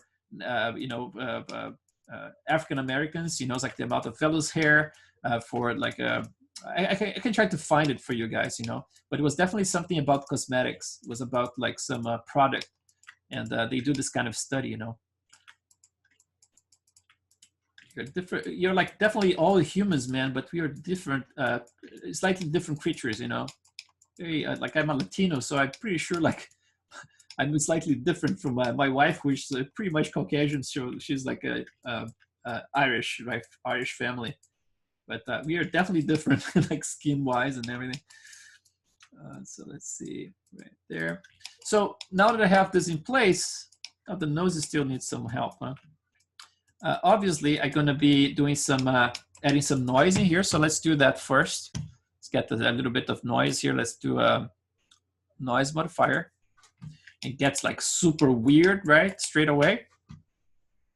So let's just correct some of that. So we're going to keep the length preserved. Or not, right? Like maybe it's intentional if you want to create something a little bit more, some more variation or something.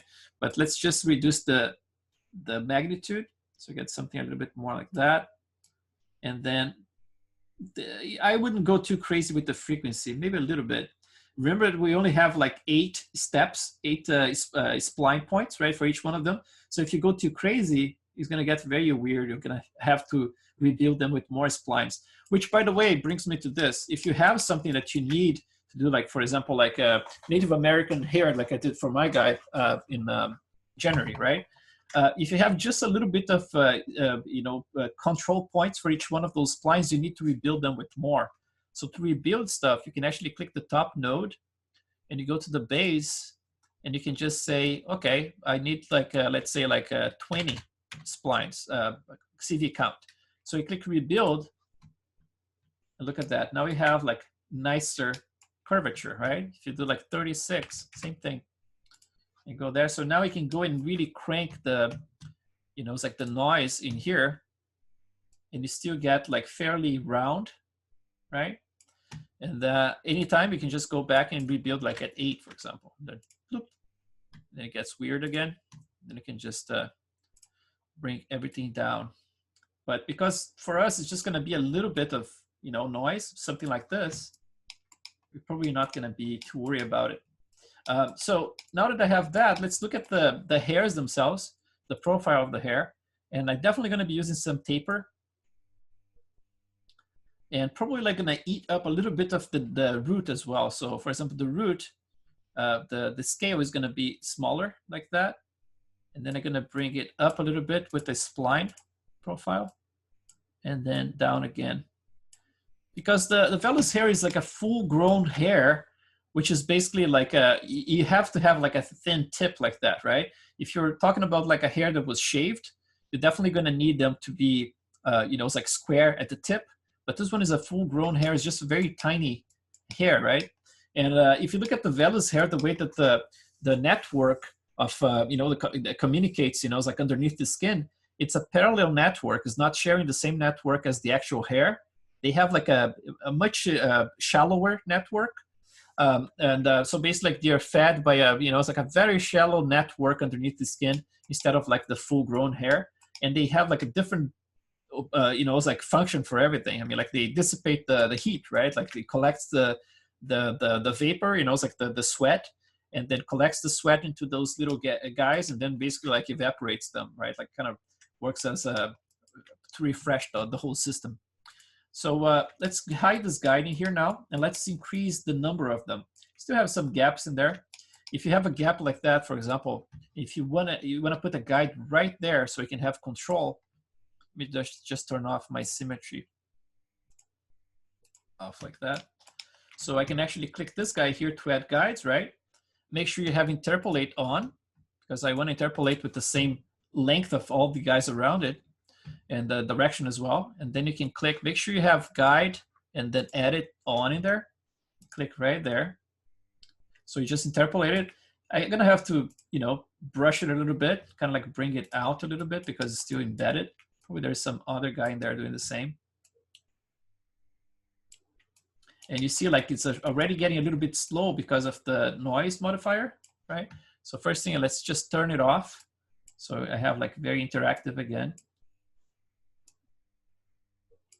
Around there. And then back to it. And then let's just go back to the top layer, go to the base, which is Velu's hair base, this one. And then I can just increase the multiplier. So let's say double that. Let's see how many we got. Right? It looks like a lot because it's still very long hair. We're just like, you know, still working with the very long hair. But if I bring this scale down back to where we had, like say, not scalp, but scale, this one.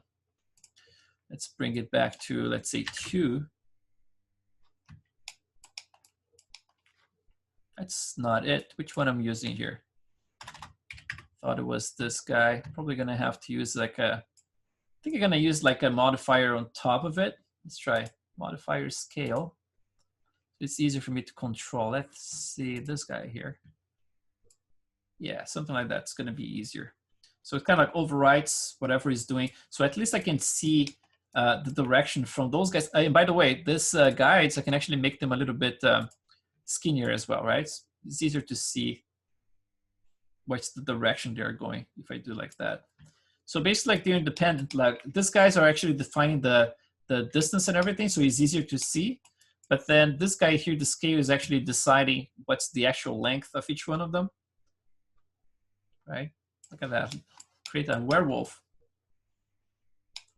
So the cool thing about this is that, again, you're gonna be able to, it's kind of like it's a nice little quality, right? Because it has just enough thickness to it, but I think we're gonna need to go even thinner, the whole thing, because you're gonna be surprised how thin those guys go, you know? You see like from a distance here, they're very thick, right? And they are very, you need much more than that if you wanna reproduce reality, for example. So if I go to this, let's see if I can open this file here. So I have Katerina, which is this old lady. So this is an old lady, right? And obviously she is Caucasian. So, you know, the Velu's hair probably gonna be a different density. But check this thing out, man. Look at this. How much is that? We would have to have like 1 million of them just in the face to be able to reproduce that, right? Because like it's a very high intensity density, or else we would have to use like some density maps, right? And just make sure that everything works. But look at this, like how long they are in here, right? And then here, you're not gonna see any, right? They are barely gonna see some of them right there. Here, not so much. Actually, you can see it, look, there's here, here, here. It's a bunch in there. But if you do it right, if you look from a distance, you cannot see them at all, right? Other than the nose, because yeah, it's against the black background in there. But the face itself is not going to show that much. Now here you start seeing, because they are starting to become a little bit of the darker hair as well, right? And we can do that as well by using some brushes. She has a little tiny bit of mustache in here as well, right? But I mean, like, look at how dense this thing is. I mean, like, it's a hard task to reproduce something like that. Unless you really go for like a macro picture like that, then you can actually render something that looks just like that. But if you're looking at the context of the whole face, that's going to be much denser, right? Look at this, like it's not even close to the density that we need. And also the thickness of it, right? If I go to 0.03, it's more likely it's going to be something similar to what we need. Probably even like maybe a little tiny point smaller than this. But let's say, for example, if I crank this even more to 4 times, still is not going to be enough to do what that lady shows in there. But at least we're going to get some more density in other places, for example, around the ears, right? That we can play like with some scale in there. So let's turn off the noise again. And then under the in guide, I'm going to play with the scale here. I'm going to make some stuff a little longer. So I have symmetry on, yes. So let's get, you know, this guy here. Let's see how much intensity we need. So I am at minus here. Let's crank to plus, just a little number like that. And then I can start. If this gets too slow, what you can do, you turn off the velus here, the top node in here, and then you can just do those guys. So it goes very fast. We don't need like full-on interactivity, right? And then maybe I can make those ones around here a little bit longer.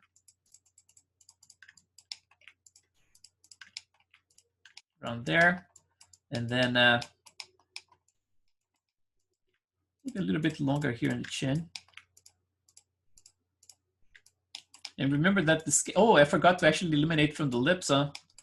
Yeah, I forgot the lips. So messed up in there. I can use like a mask to remove them because I don't trust this. I'm gonna save it. Let's see what happens. Let me see if we can get lucky here. Because sometimes, or most of the time, this is gonna cause some kind of crash. Or at least like corrupt my scene. But let's try this. Let's look for something here. Let's try. This is the density brush. That's the one that I'm afraid a lot. I'm gonna decrease it, and I'm gonna make sure that I have this one selected. And even turn off my scale in there. And let's try to eliminate some of those guys. Oh, see? Just touched it. Look what happened. It just touched it. It broke the entire thing. Oh, I think it's because I had scale selected. See, like even that, you have to be super careful about it. So yeah. So that's just so you know, this one here is a no-no. I knew it would happen, man. So yeah, the density brush sucks. I mean, like you can use masks. You can bring from ZBrush some stuff, but this one is normally the recipe to actually wreck the whole scene. And let's hope that this one is completely fine if it didn't corrupt the previous one. So let's see.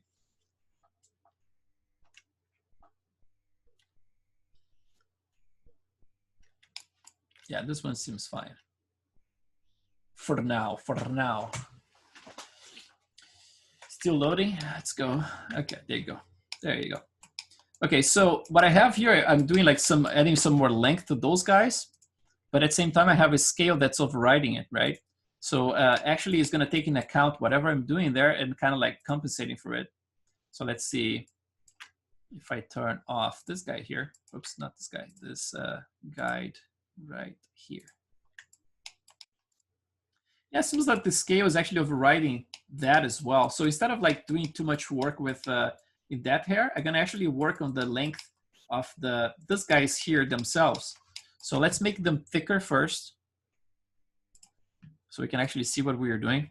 Let's try like a 0.1 like that, even thicker, so you can see. And then I can actually add a sculpt layer on under the velus hair. So a sculpt layer right here, which is going to be on top of everything else, right? It's going to override everything. Going to click edit, make sure you have that. And then let's go to the length tool. And then interactively, I'm just going to add a little bit more length to those guys. Around here, maybe like this little tip here would be a good candidate to have some funky little fuzzy hair in there. And you see like, actually I got some in the back as well. Let's just switch this scale to the increments a little bit smaller than that, like 2. Oh, actually what's happened is that there's a minimal length in here as well. Let's do the minimal length, like skip at minimum. And then Yeah, now it's gonna go much slower. So let's try go back here to 4. Yeah, it's growing very slowly. Maybe a little bit more, 0, 1. There you go. So this way you can actually go and pick like the areas you need a little bit more length, and then remove from where you don't need. Sometimes I cheat. For example, if I'm lazy to paint a map in here, I can actually go like to the minimum length, like of 1. And I can do 2 things here. I can actually use this one. Let's go back to minus. I'm gonna just like shrink this entire thing here to make them disappear. So they are still there, but I'm just making them completely go away by shrinking them to nothing. And then the second thing, just to make sure that they are going away, we're gonna do a little bit of another trick, which is basically like using the thickness of the hair and making them go thinner as well. So with this, you know, with this sculpt on in there, so just gonna go minus in here, and then we can just go and make everything thinner as well. So we can do this for those guys. Let's do like very carefully here so you can see what happens around here. So like making them slightly thinner overall.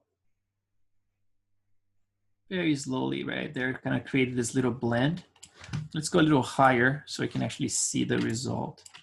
So around here, like thinner, right? Until it completely disappears. I have to be careful with that. Let's go a little bit lower. Same for those guys. So, you know, it's like everything is, it's very cool to work with XGen because it's literally like very interactive, right? Now, the problem is the crashes. Like the problem is when things go wrong, but that happens with the core as well. You know, it's like I know that the core gives crashes too. So bear that in mind. So turn off my guides again, turn on, and my noise is already on. So now we can actually do a little, let's try to do a little render and then change the shader a little bit. Just gonna make sure that those ones are not buried in there. And again, like this is gonna be a tiny little, you know, detail in there. For the scale itself, we can add like a variation, right? Just in case. For example, if I have my scale in here, that one we added, I can actually go to the top node in here where I have like scale, and I can plug a noise map in here. And just make sure like anytime we add like new maps and stuff, things get a little bit slower to interact with. So that's like the problem with it, but you definitely get more control. So let's get to the frequency and let's crank it to 200 here. And you can see already there's a lot of variation here, like very tiny, very long. But then the amplitude, you can actually level that a little bit more, reduce the variation. Same with this guy here. Bring to a level that they're kind of like not too far apart in terms of size, right? And then obviously everything got a little bit longer than the average that we had before, right? Because now we added a map. But you can always use like a color balance as well. I think the color balance works in here as well. Let's see if I bring it back. Probably like the alpha luminance. Let's try that. Yeah, alpha is luminous. You can actually bring everything back to where you had it before. So actually controlling the entire like intensity of the entire noise pattern in there. Probably like I had a little bit smaller because I still can see some in there, but that doesn't stop me from actually sculpting them again and getting a little bit smaller and then making this appear into the lips again. Or just like bringing a set of maps from ZBrush and actually control the density with the maps, which we're going to be exploring on Monday. We're going to be talking about that. So let's just go back to the thickness of the hair. We increased to 0.015, and I think that we had originally like 0.03. So let's try 0.04. It's a little bit bigger. And then let's assign a shader for it. We're going to create another one in here. I hate this tiny little resolution for everything. So let's go to shader, and then let's click in the hair, this guy here. Let's just clean it up. So input, output. So this guy, let's do Velas. This is going to be all the same color basically. And this is going to be very pale. So I'm going to click that one, the top node, right click, assign material. So now it's all black. And now we can control, go all the way to the last one in here. And then we can actually reduce the redness quite a lot. Let's put like 0.01, 0.1. And then the melanin is pretty low as well. It's gonna be kind of blonde, but not super white. So let's use 0.05, something like that. Let's try a little quick render here. Hopefully it's gonna be quick. Let's get this one back. This guy here. Let's try that.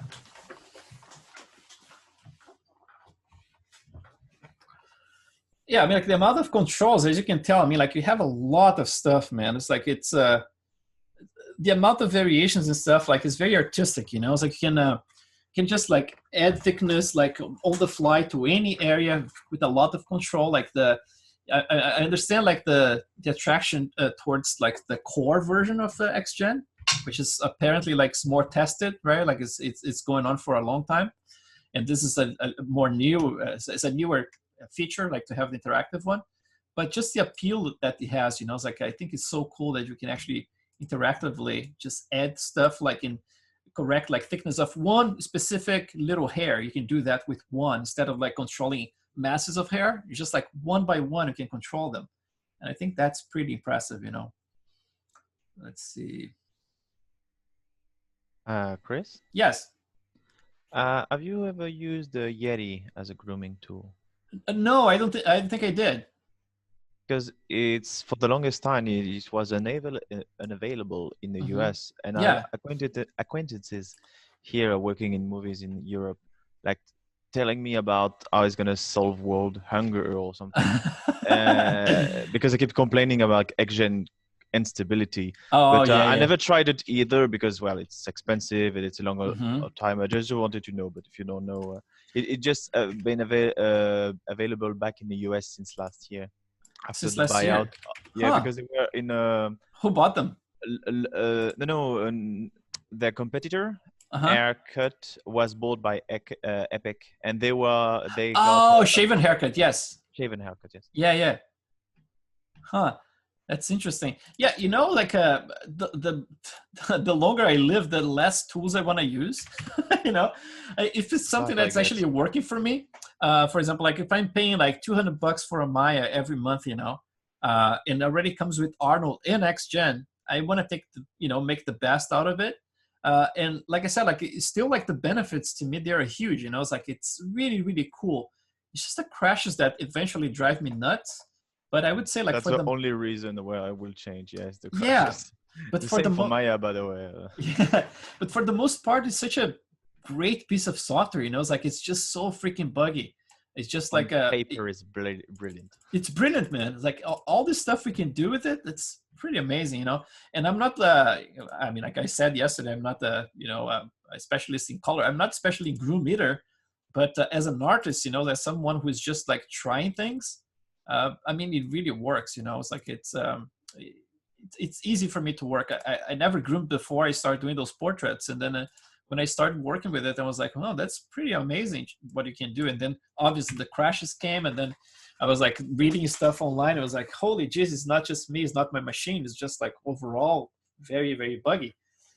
But like I said, I mean, like it never stopped me from finishing a character. You know, it's like I always managed to find a way by, for example, like walking in a minefield, right? Like just like we do with ZBrush sometimes. I mean, like ZBrush has some features that sometimes you have to kind of like steer away from it because you know it has a potential to crash.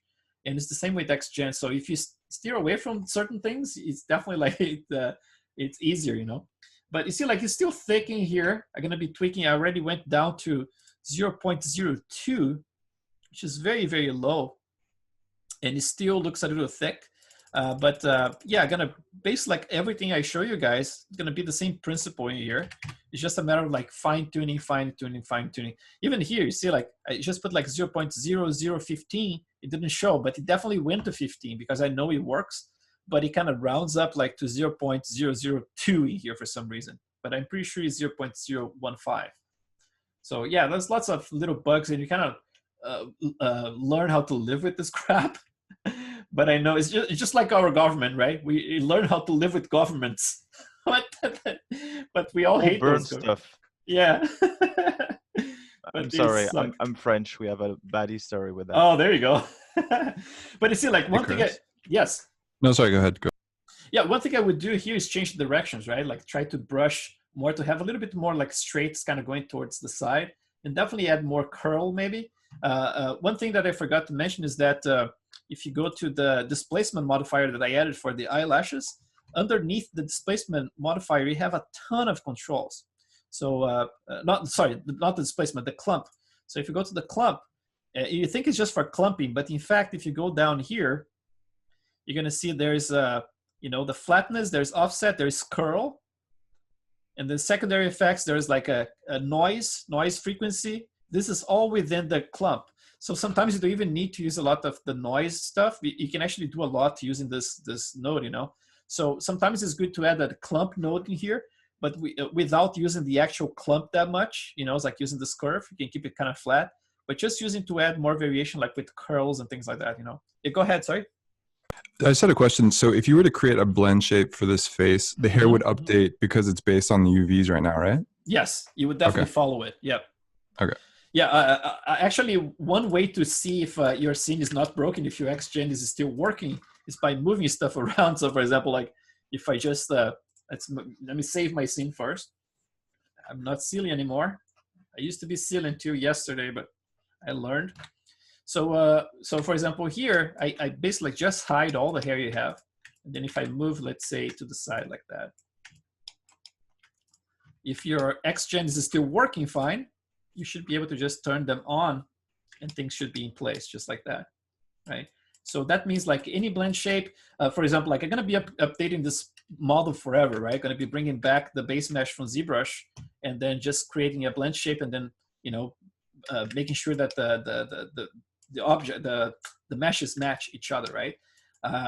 Also remembers me to actually bring this one back to ZBrush because I already changed some of the spans right there around the eyes, the eyelids. So I have to make sure to synchronize with my ZBrush. You have to do that. But okay, so this is kind of done for today, but I had a question from Sarbs, right? And he was asking about the UV stuff. So the UV stuff here, the way I approach, I saved the scene, so it should be fine for us to test. Let's turn this off. And then mesh, window modeling UV editor. So the UV, the only problem here, Sarbs, is that I'm not going to be able to show you a lot of stuff because of my machine is actually this Threadrippers, and the Threadrippers have a problem with it. But definitely, like under modify, if you have the unfolding here, and then I tried to use like the unfold 3D, which is in this case now I cannot use anymore until they fix this crap. And then basically, like I try to cut stuff enough so I prevent like stretching, right? So for example, like if you're UV in a whole nose, right? And you start this UV by projecting from the front, and then you cut like the sides of the face, but you preserve this whole area intact, you're gonna have a hard time actually unfolding this to use the maximum amount of detail we can get, because it's gonna try to accommodate, but there's just so much that it can flex. So you have to release, it's like the tension that's in there by cutting things a little bit further. So normally if I want to cut something, I just double click an edge like that, select by edge, right? And then I can just go to, let's say, cut and sew. So I'm just going to go like cut, shift X, right? And then now this is basically like, it's a different, oops, did I cut the whole thing? Let's try this one to shell. Ah, interesting. Why did it cut? Oh, maybe I didn't get the, oh, it's not cut right here. So basically I'm gonna cut this one again. And then, so control, what's that? Shift X, okay. So now if I double click this guy here, now I have that aisle, right? Can separate it. But the thing is like, and then I would have to basically like relax this one again. I try not to use too much relax. I try to rely more on the unfold version of it. Let's try to do unfold here. You're gonna see the error. It's gonna do this, look.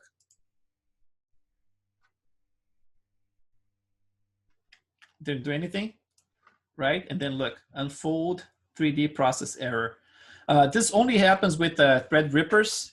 With the Intel processors, it doesn't happen. And I know that because I had like an Intel processor before. It was just fine. So I try to rely more on that, you know, but obviously you can use like the old version of it. So like unfold, you can use the legacy version of it. I can actually pin the pin the borders, for example. And just do like, sorry, I closed it. Let's go back to this guy. So let's try with the legacy and see what happens here. So pin border. Right, so it kind of like unfolded that area in there to conform more to the wrinkles that I have my old lady. So it still works, you know. It's just like we get used to the Unfold 3D because it's a better algorithm. That's why they adopted it.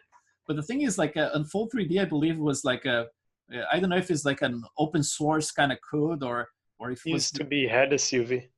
Oh, really? Yeah. Yeah. Yeah, and then it seems like someone was saying that there's another app on like a kind of like a third-party UV tool Roadkill, that actually. maybe? Which one?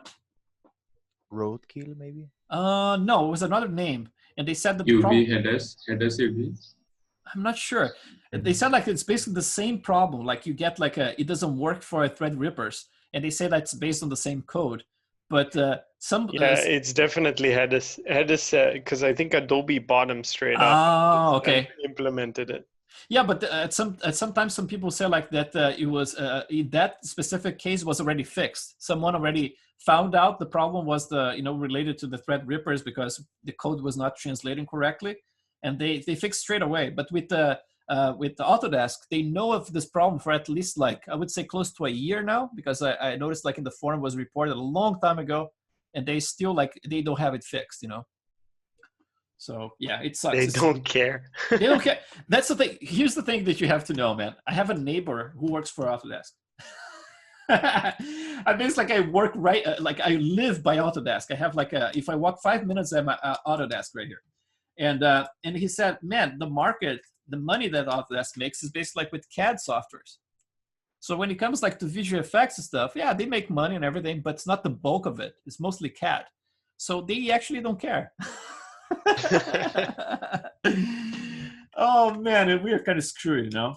And the fact that they keep buying competition and just eliminating like very creative software with lots of potential, you know, it's like just by not offering like any decent support afterwards, it sucks, you know.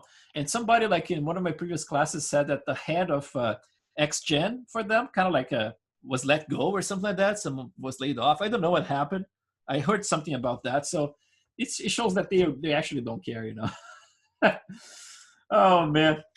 Anyway, guys, so that's basically it for today. I mean, like, try to imagine that. I'm sorry. I have quick question. You mentioned that you will finish your beta pass and will show print screen or something like this. If I'm gonna show what the paint? Yes, definitely. So yeah, my intention is to go back because as you can tell, my painting is not close to finished yet. You know, if I show you, yeah, that's basically what I have right now. So I'm going to be adding more interesting stuff, like the same principle, using the same kind of noise stuff, but just being more specific about it, you know. And once I have something that I consider kind of decent, then I'm definitely going to upload for you guys, you know. At this point, I'm still fighting a little bit, like using a tiny little bit of correction in Maya, which I want to migrate back to this one so I can have total control just using the albedo in here. And then I can definitely like post a pic, for example, a screenshot of this one, the way it is, and maybe like the UV, I don't know, something like that, you know. I was planning to do with all the maps actually, so you guys can have a visual idea about what I have. But you can tell they're very simple maps, you know, like there's nothing super fancy. But definitely this one I think is an important one for you guys to have. So don't worry, like over the weekend, my plan is to actually do this major pass in the wrinkles and everything because it's missing so much detail and I really don't want to fall behind too much. I'm going to eliminate a lot of those pores in here, keep them around here and here. And then I keep detailing the shit out of this whole area because she has so many wrinkles, you know, so don't worry about it. All right, guys. So just so you know, like when you come to the nostrils, here's going to be the same principle. Select just the areas inside of the nostrils. And then we're going to be grooming them as well. I'm not going to groom the nostrils today. I'm going to groom like probably like next week. I'm definitely going to do probably like redo the eyelashes a little bit and then redo the top one and show, you know, Monday, for example, what I have plugged in there. And but in the pitch fuzz, I'm gonna keep like tweaking it, add some more length, some more variation in the scale and stuff like that. You know, it's like maybe making more interesting in there. But for the most part, that's basically, you know, it's like this kind of grooming here is very simple. It's the kind of stuff you can do, like for example, for the nose inside of the hair, don't even use guides, you know. I just like add the hair in there and just like groom them, add some noise, and it's done. I mean, like it's super easy.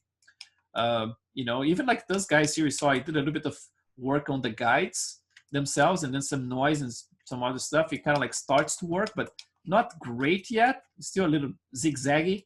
But yeah, I'm gonna do some fixes in there. But in general, it doesn't take too long. You know, it's like the long hair, on the other hand, takes a long time because then you're talking about we're gonna have to be splitting stuff. Let's see if I have my lady here. Lady references. Yeah, I mean, like this lady is gonna give me some work to do. So you see, like she has a split that goes that way. And then to create that, if you just do this with guides in XGen, it doesn't obey this because when you get like directions going like very differently like that, it tries to interpolate the middle, and then those ones start shooting in very crazy directions. Sometimes they go down, they go like across the head. So in order to force XGen to you know, to represent like those areas around those guides, you have to create some areas, you know, it's like in ZBrush, because like I said, if you use like multiple dims, you cannot paint inside of Maya. So what I'm gonna do, I'm gonna just like paint, and it has to be pure colors, like for example, pure green, pure magenta, pure yellow, you know, things like that, pure blue. So I can actually get like an area that represents, for example, this area right here. We're gonna be painting that. Another one can be, for example, this area around here. The other one can be that one, where I can keep everything just like two areas just to represent this split. And then basically the way it works is that each spline that's within that area that's painted basically is going to force the hairs to follow that direction. And then if something is close to it, it's basically going to be ignored, you know, so it's not going to interpolate, it's just going to force it. So that's the best way to get this kind of like split right there. And then obviously there's a lot to do with the volume of the head, you know, how I'm going to be able to represent that. I love those little kind of wispy kind of things in there. We're going to have to do this kind of, add a couple of splines just to help us out with that. But a lot of times I use the splines just as to block things out. And because this is a portrait, it's not animation or anything, I have the freedom of just like, just use a bunch of like sculpt modifiers like I did in there, and just override whatever I have, and I can do whatever I have with, whatever I need with this, you know. And one thing I did for my wife when I was doing her hair was that I would select like a bunch of them. For example, just the little hairs, like let's expand the eyelashes in here, for example. So I would select a bunch of them with this, like with freeze tool, right? So I would get to, let's say, lower lashes, sculpt this one, select a bunch of that like that. And let's say like just those guys, and I want to sculpt just this little part all together. So if you go to your sculpt tool, there is a setting here under tool, which is all the top, in the top here, it says like invert frozen effect. So if I'm sculpting something here, it's going to be affecting this, going to be basically like it's not going to affect what's blue, right? But if I click that button, now I'm actually sculpting just what I have selected, just what's frozen, and nothing else is going to be affected. So sometimes, you know, it's like if you have like some tricky hair to do, and again, if it's just for portrait, you just select like little chunks of hair and then really sculpt them, you know, it's like to look like perfect and match the reference perfectly. And then from that point on is just, you know, just render. For example, those guys here, I might use some guys just for the general stuff, but if it's something very specific, you can just get like a few of them, select a bunch, and then really sculpt into a curl like that, you know? So yeah. But yeah, I think like in terms of what I had for this weekend, you know, for you guys to have to work on this weekend, I think it's plenty of little things here and there. Another thing I have to do with you guys is actually give you an update of the skin shader. Right? We did like I didn't talk too much about the skin shader so far, I guess, just like I broke down like this, kind of like this, the beginning of it, but I didn't break it down further. And it's kind of because of the same thing, you know, it's like I'm still fighting certain things and trying to get the perfect look. Well, perfect's a very strong word, but something that looks cool. And I think the recent render is starting to look a little bit cooler, you know.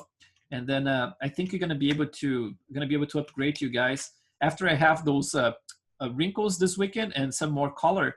Then I'm gonna be able to judge the amount of spec and everything, and then I can open up this file. I don't know, like if you have time on Monday, but most probably like on Tuesday, and then open up the entire shader network and show exactly what's plugged, just like the way you normally do it. It's like this map is plugged in here. There's a modifier assigned that does that. It's like go back to ZBrush, show you, in the spirit of having it very transparent for you guys. But just be a little bit more patient, because I really want to make sure that you guys get a nice skin shader to work with. I try to do this like in every single class. If you're impatient, obviously, you can just go to around the same week in one of those other 3 classes that you guys got. And then I should be talking about it. So you're going to get probably different settings for shader network. So you can have access to another 3 different ways of doing it. But this is a new one I want to experiment with and try to come up with something a little cooler, So just if you're patient, like next week, we should have something a little bit more decent to work with. Hey, Chris. Yes. In this senior lighting, do you have any extra lights but the HDRI, or is it just the HDRI? Just the HDRI. Yep. It's just a matter of let's look at it from a different angle here. Just a matter of the positioning, right? So I have this nice little lighting coming from the front like that. If I had the lighting a little bit from the side, it gets a little bit, it's tricky because you're gonna get shadows, from the trees and stuff like that. But this one is kind of frontal, so I'm keeping the light pretty much slightly from the side. So there's a little bit of a tree in there just for reflections. But it's a sweet spot, it's it gets a little bit sideways, but it's just so nice. I like the way that it wraps around the forms, I get a little bit of the shadow underneath the, the brows, because to me it's always important to have that. And a little bit of shadow in there, it's just a nice balance. I really like this one. Yeah, it's pretty cool. Yeah, this one is the Woods 4K. Let's see how it's called. This one. Yeah, it's called Woods 4K. That's the name of it. It's in that awesome website, HDRI Heaven. All right, guys, have a great one. Enjoy your weekend. Try to do some work. I know you guys are, some of you super busy with jobs and stuff, and or freelance. I am too, but I have to keep cranking. Otherwise I don't have anything to show you guys on Monday. So the pressure is on me. So I'm gonna be doing a lot of work in this lady, and hopefully pushing her to a next level during the week. By adding all this fine detail. Definitely gonna change a lot of stuff, especially when it comes to specular. But great having you guys here. Thank you so much, and I see you soon. Thank you, Chris. Thank you. Bye. Thank you, guys. Thanks, Chris. Enjoy your weekend. Bye. Yeah, you too, sir. Right.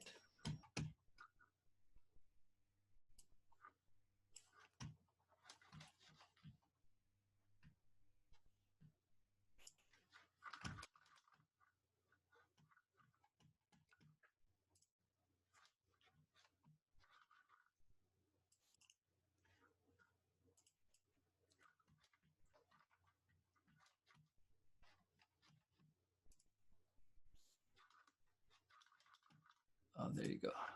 Got it. For a second, I thought it was not recording. Let's see.